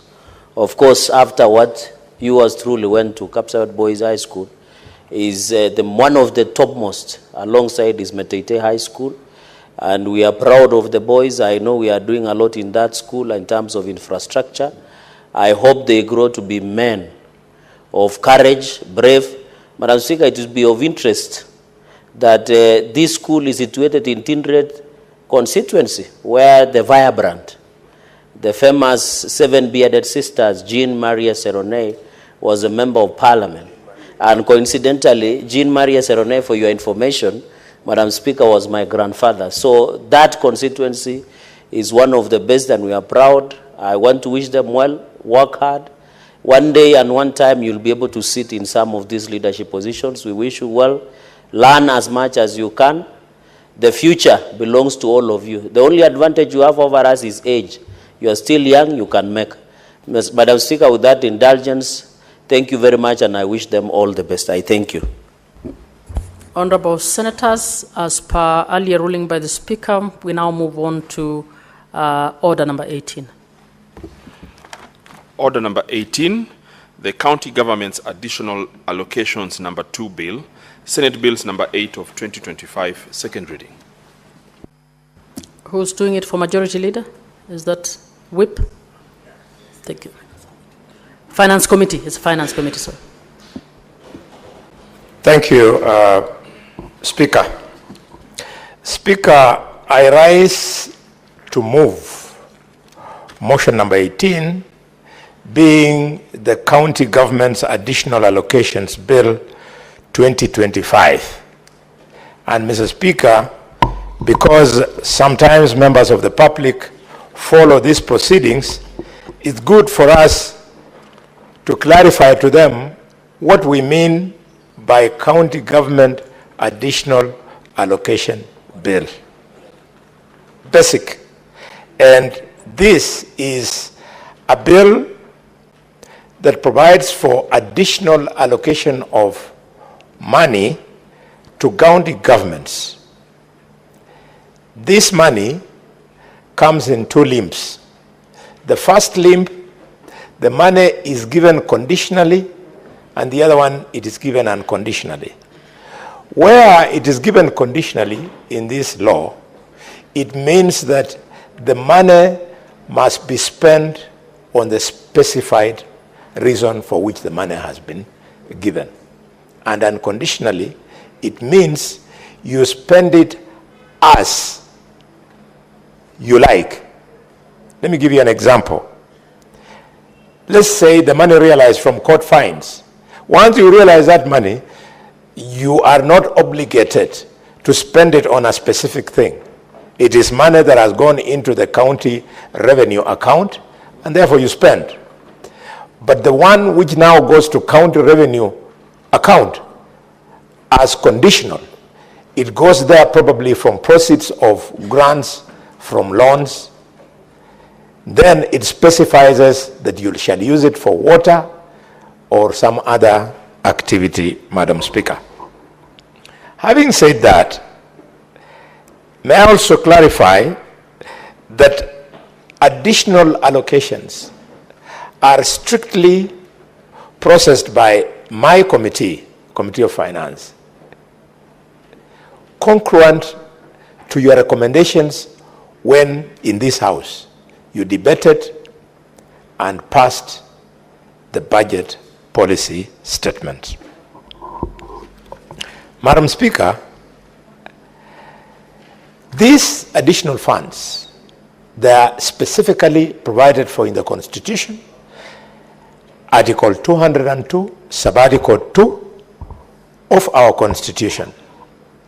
And additional allocations, Madam Speaker, are required for transfer for functions from national government to county governments pursuant to standing order article, not standing order, article number 87 of the Constitution, and additionally, additional allocations in the form of loans and grants from development partners. Madam Speaker, I have already spoken to what does it mean by unconditional allocation. Allow me to speak to it more technically by further clarifying, Madam Speaker. Madam Speaker, I found that members of the public truly follow these proceedings, and some of them are professionals. So if you're not careful, they can wonder whether you're speaking Greek in a house that has got only students who speak English. Madam Speaker, these grants and conditional allocations are to the beneficiary county governments from proceeds of court fines emanating from contravention of county government legislation, as set out in column A, which is in this schedule that is attached to the bill for those of you who will take trouble to go through it. And then also, and conditional allocations to the beneficiary county governments emanate from 20% of the share of minerals royalties pursuant to the provisions of the Mining Act. Madam Speaker, county additional allocations that are due to each condition, to each county, they come from the national government's share of revenue. And this share of revenue in this particular bill is specifically for the year 2025-2026 and shall be set out in the schedule which is attached. I will not go dissecting the details of the second schedules because it just speaks to the institutions that are advancing that money in the form of the actual names of the development partners. There are quite many. So when you scan the schedule, you will by yourself see it. Madam Speaker, there is an aspect to these allocations which is deliberately put to incentivize governors, to incentivize county governments and the county assemblies so that they can be rewarded for prudent management of resources. Allow me to specify this very important issue, and governors and MCS listening into this debate. Senator Nyamu, can you walk out and speak from out? You cannot speak on phone loudly while the session is going on. Thank you. Madam Speaker, I need that I be very clear on this one, on incentivization. The governors who steal funds, who do not manage the funds well, they lose out on the following monies, because this law rewards good manners, rewards performance. And it says, to those who will not fall short of the glory. 1, Kenya shillings 75 million will be due for each county. Senator Cherarki, what is your point of order? Madam Speaker, Standing Order 105 and 101, Madam Speaker, I've had the benefit of reading this bill. There is nowhere that says we are being rewarded for having good manners. So is it in order for the great senator who says public are watching to mislead the public that we are being rewarded for giving good manners, Madam Speaker? Senator Cherarki, I don't think that Senator said the Act says it is rewarding for good manners. I don't recall that. Proceed, Senator. Thank you, Madam Speaker. I want to urge Senator Sergei, the medium of communication in this House is either Swahili or English. It is never Kiluya or Kalenjin. So when we choose to speak in English, Madam Speaker, he should make an effort and understand the specific words used. The word I used, Madam Speaker, for clarity is incentivize. I never talked about rewarding. Now, as an old boy of Kapsabet High School, your teacher who taught you English must be wondering what became of my student. Madam Speaker, Kenya shillings 75 million for each county government that has increased its own source revenue by at least 5% annually over the above rate of inflation. Senator Cherarki, what's your point of order? Madam Speaker, contents of Standing Order 101 on contents of speech. If Senator Kalwale wants to discuss my character and my ability, he should bring a substance. And you know, Madam Speaker, I cannot allow this to go. There is a day he referred to me that I went to Kumbaro School, and it is unanswered. In fact, Madam Speaker, this issue of allowing Senator Kalwale to get away with some of these things, in fact, is not, Madam Speaker, the last time he said I went to Kumbaro School, and it is unanswered. I request your principal clerks even to give you that clip, Madam Speaker. So can he withdraw and apologize? Senator Halwale, for insinuating that the English of Senator Gerard Gay is wanting, can you please withdraw and apologize? Madam Speaker, I have quickly withdrawn those remarks and profusely apologize not only to the senator, but also the family of Kapsabet High School, led by the teacher who taught him English. But I don't know whether he got 100% in English. Madam Speaker,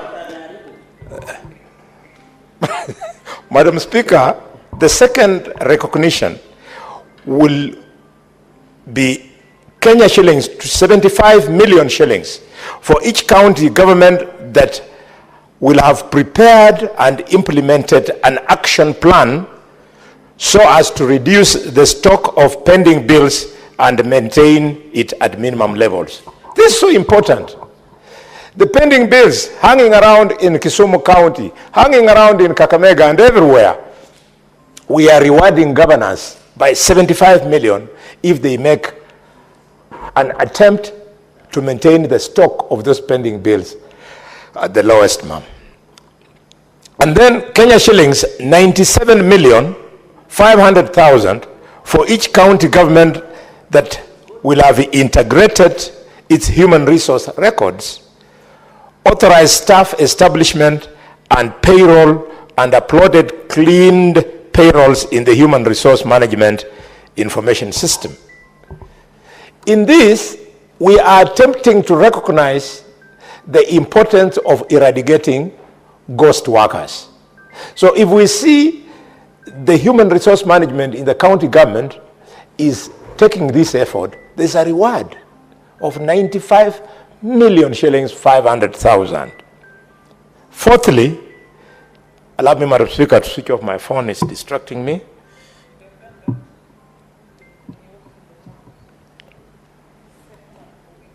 Sorry, Madam Speaker. These things, I got them in Nairobi. They are not in Kakamega. So I don't know how to manage them very quickly. Thank you, Madam Speaker. I've now complied. Then there is Kenya shillings 45 million for each county government that is enhancing accountability for the results through an integrated performance management framework. And finally, Kenya shillings 60 million for each county government which has a PIM or dashboard with citizen feedback mechanisms.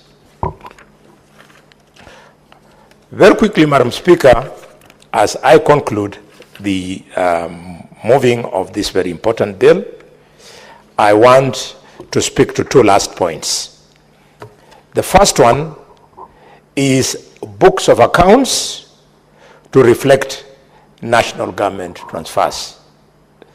We would like governors to know that each county treasury is obligated, shall reflect all the transfers of conditional allocations that will be made by the national government to the respective county government in its books of accounts. There is a risk that this money, once it hits the county revenue account, a clever, shall I call him clever by a half, governor and his team can choose not to reflect. And if they so do, Madam Speaker, let them know that there are consequences.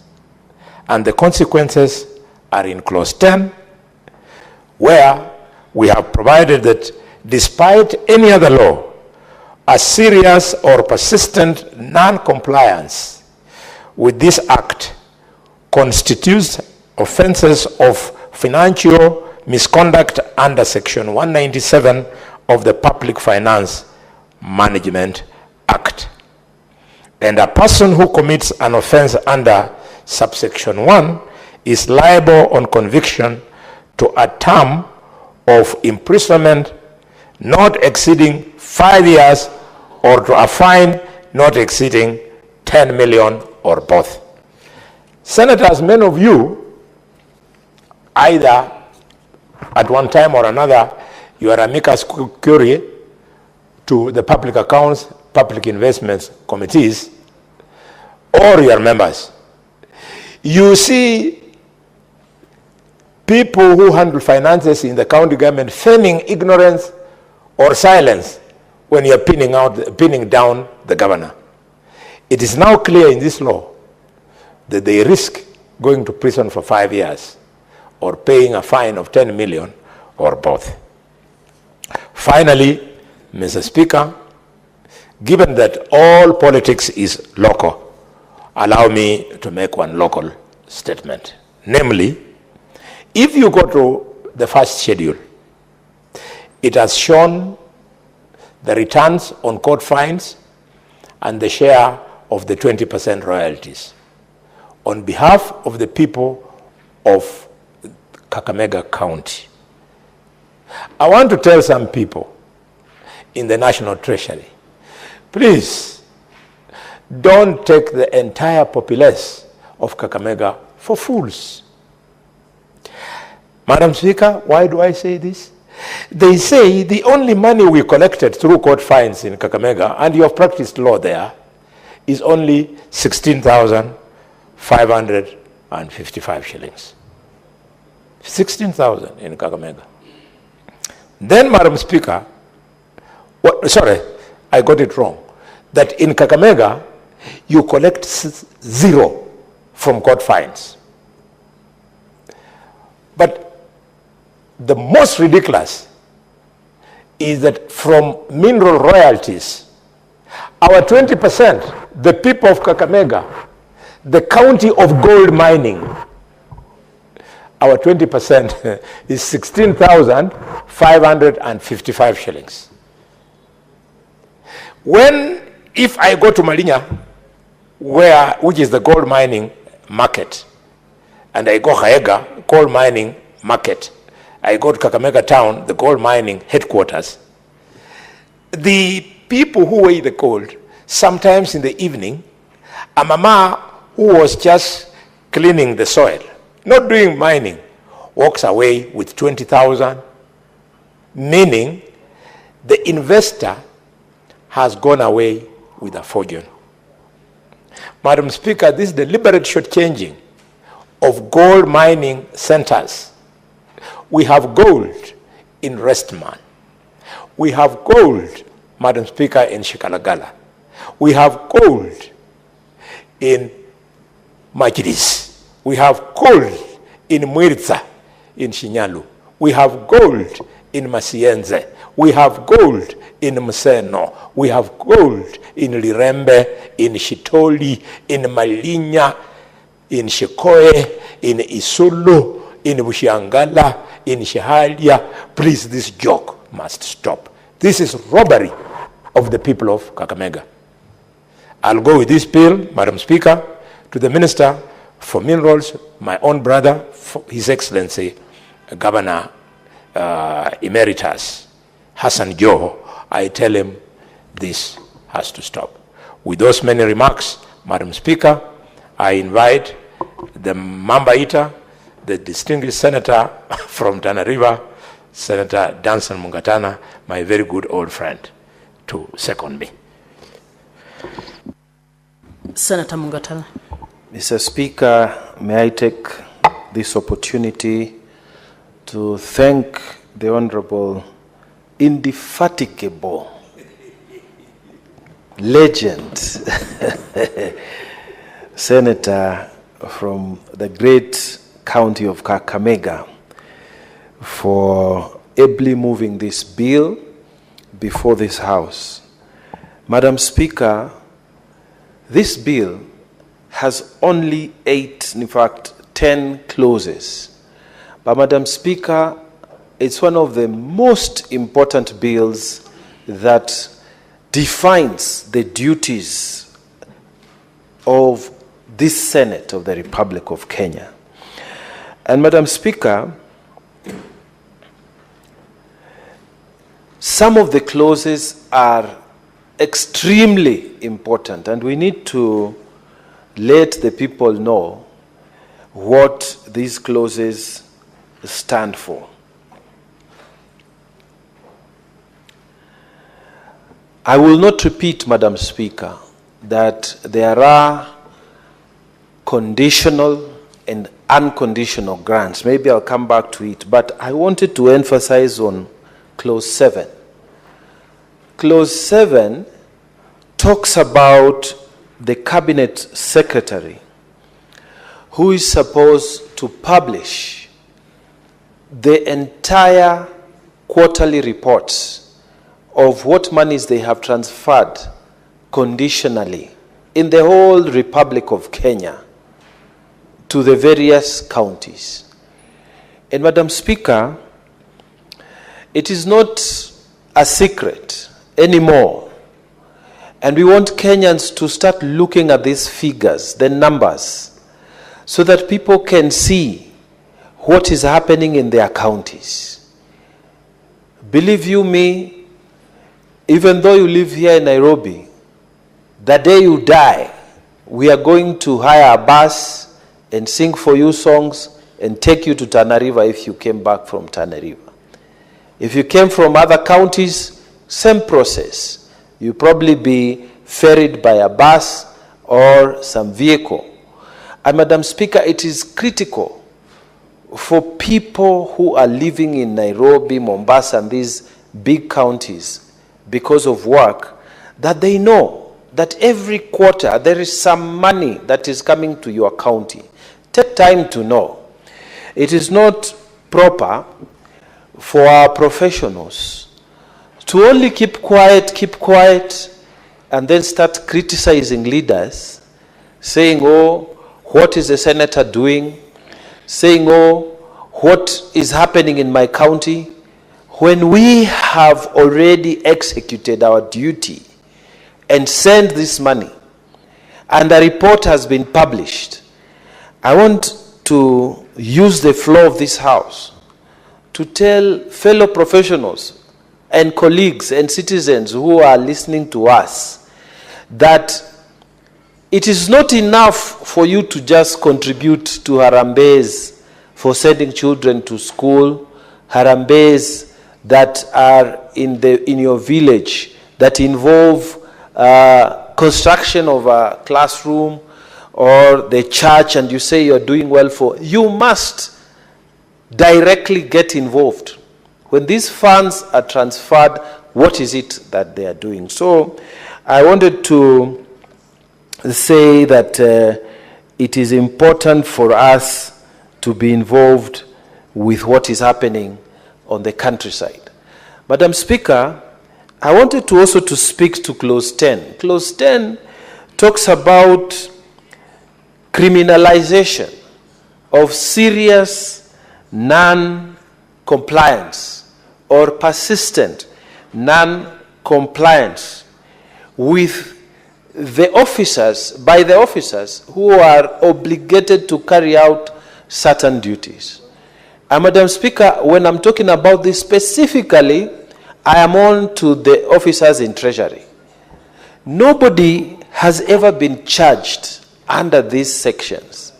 Yet we know, Madam Speaker, many times there has been persistent and very serious violations or delays when it comes to transferring funds from the National Treasury to our county revenue funds. Madam Speaker, it is so sad that we pass law, but when it comes to executing these laws, it is just another story. It is not taken seriously. And it pains me, Madam Speaker, because just the other day, 2 days ago, there was a big headline that our sister house, National Assembly Committee of Education, discovered from the Auditor General that for the last 4 years, 3.7 billion had been lost to ghost allocations. 3.7 billion, Madam Speaker, over a period of 4 years. And Madam Speaker, the news is gone, because in Kenya it's a 24-hour cycle. Today people are excited, tomorrow they forget about it. And then what? There's no minister who has been fired. There's no PS who has been called to account. Nothing is happening. Because you know, when it comes to financial issues, it's like, even when we have put Clause 10 here to criminalize bad or gross or persistent violations of the provisions by officers in Treasury, nothing happens.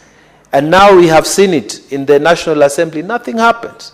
And Madam Speaker, even when we come here in the Senate Public Accounts Committee, where we have even the ESCC sitting in our own Senate Public Accounts Committee, even our chairman saying, in other jurisdiction, you, Mr. Governor, should not have left these precincts. You'd be going down to jail or to answer charges. Madam Speaker, with ESCC sitting there, not even bothering to take a statement, nothing happens.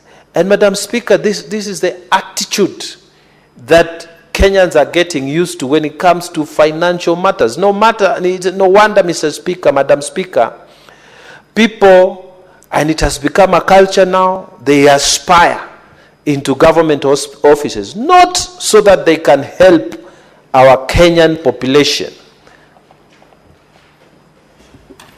Honorable Senators, it's now 6:30 p.m., time to adjourn the Senate.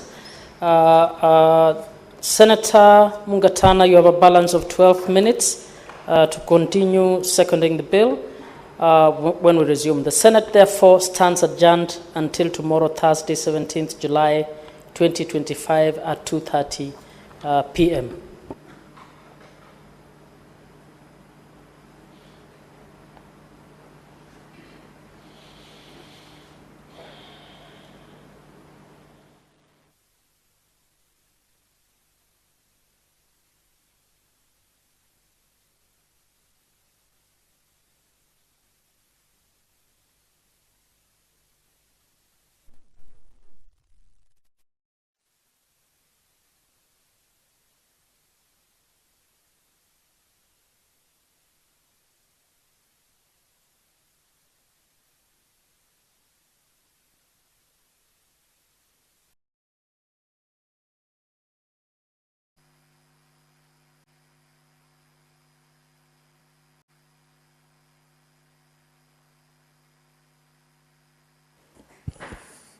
confirm whether we have quorum, clerk.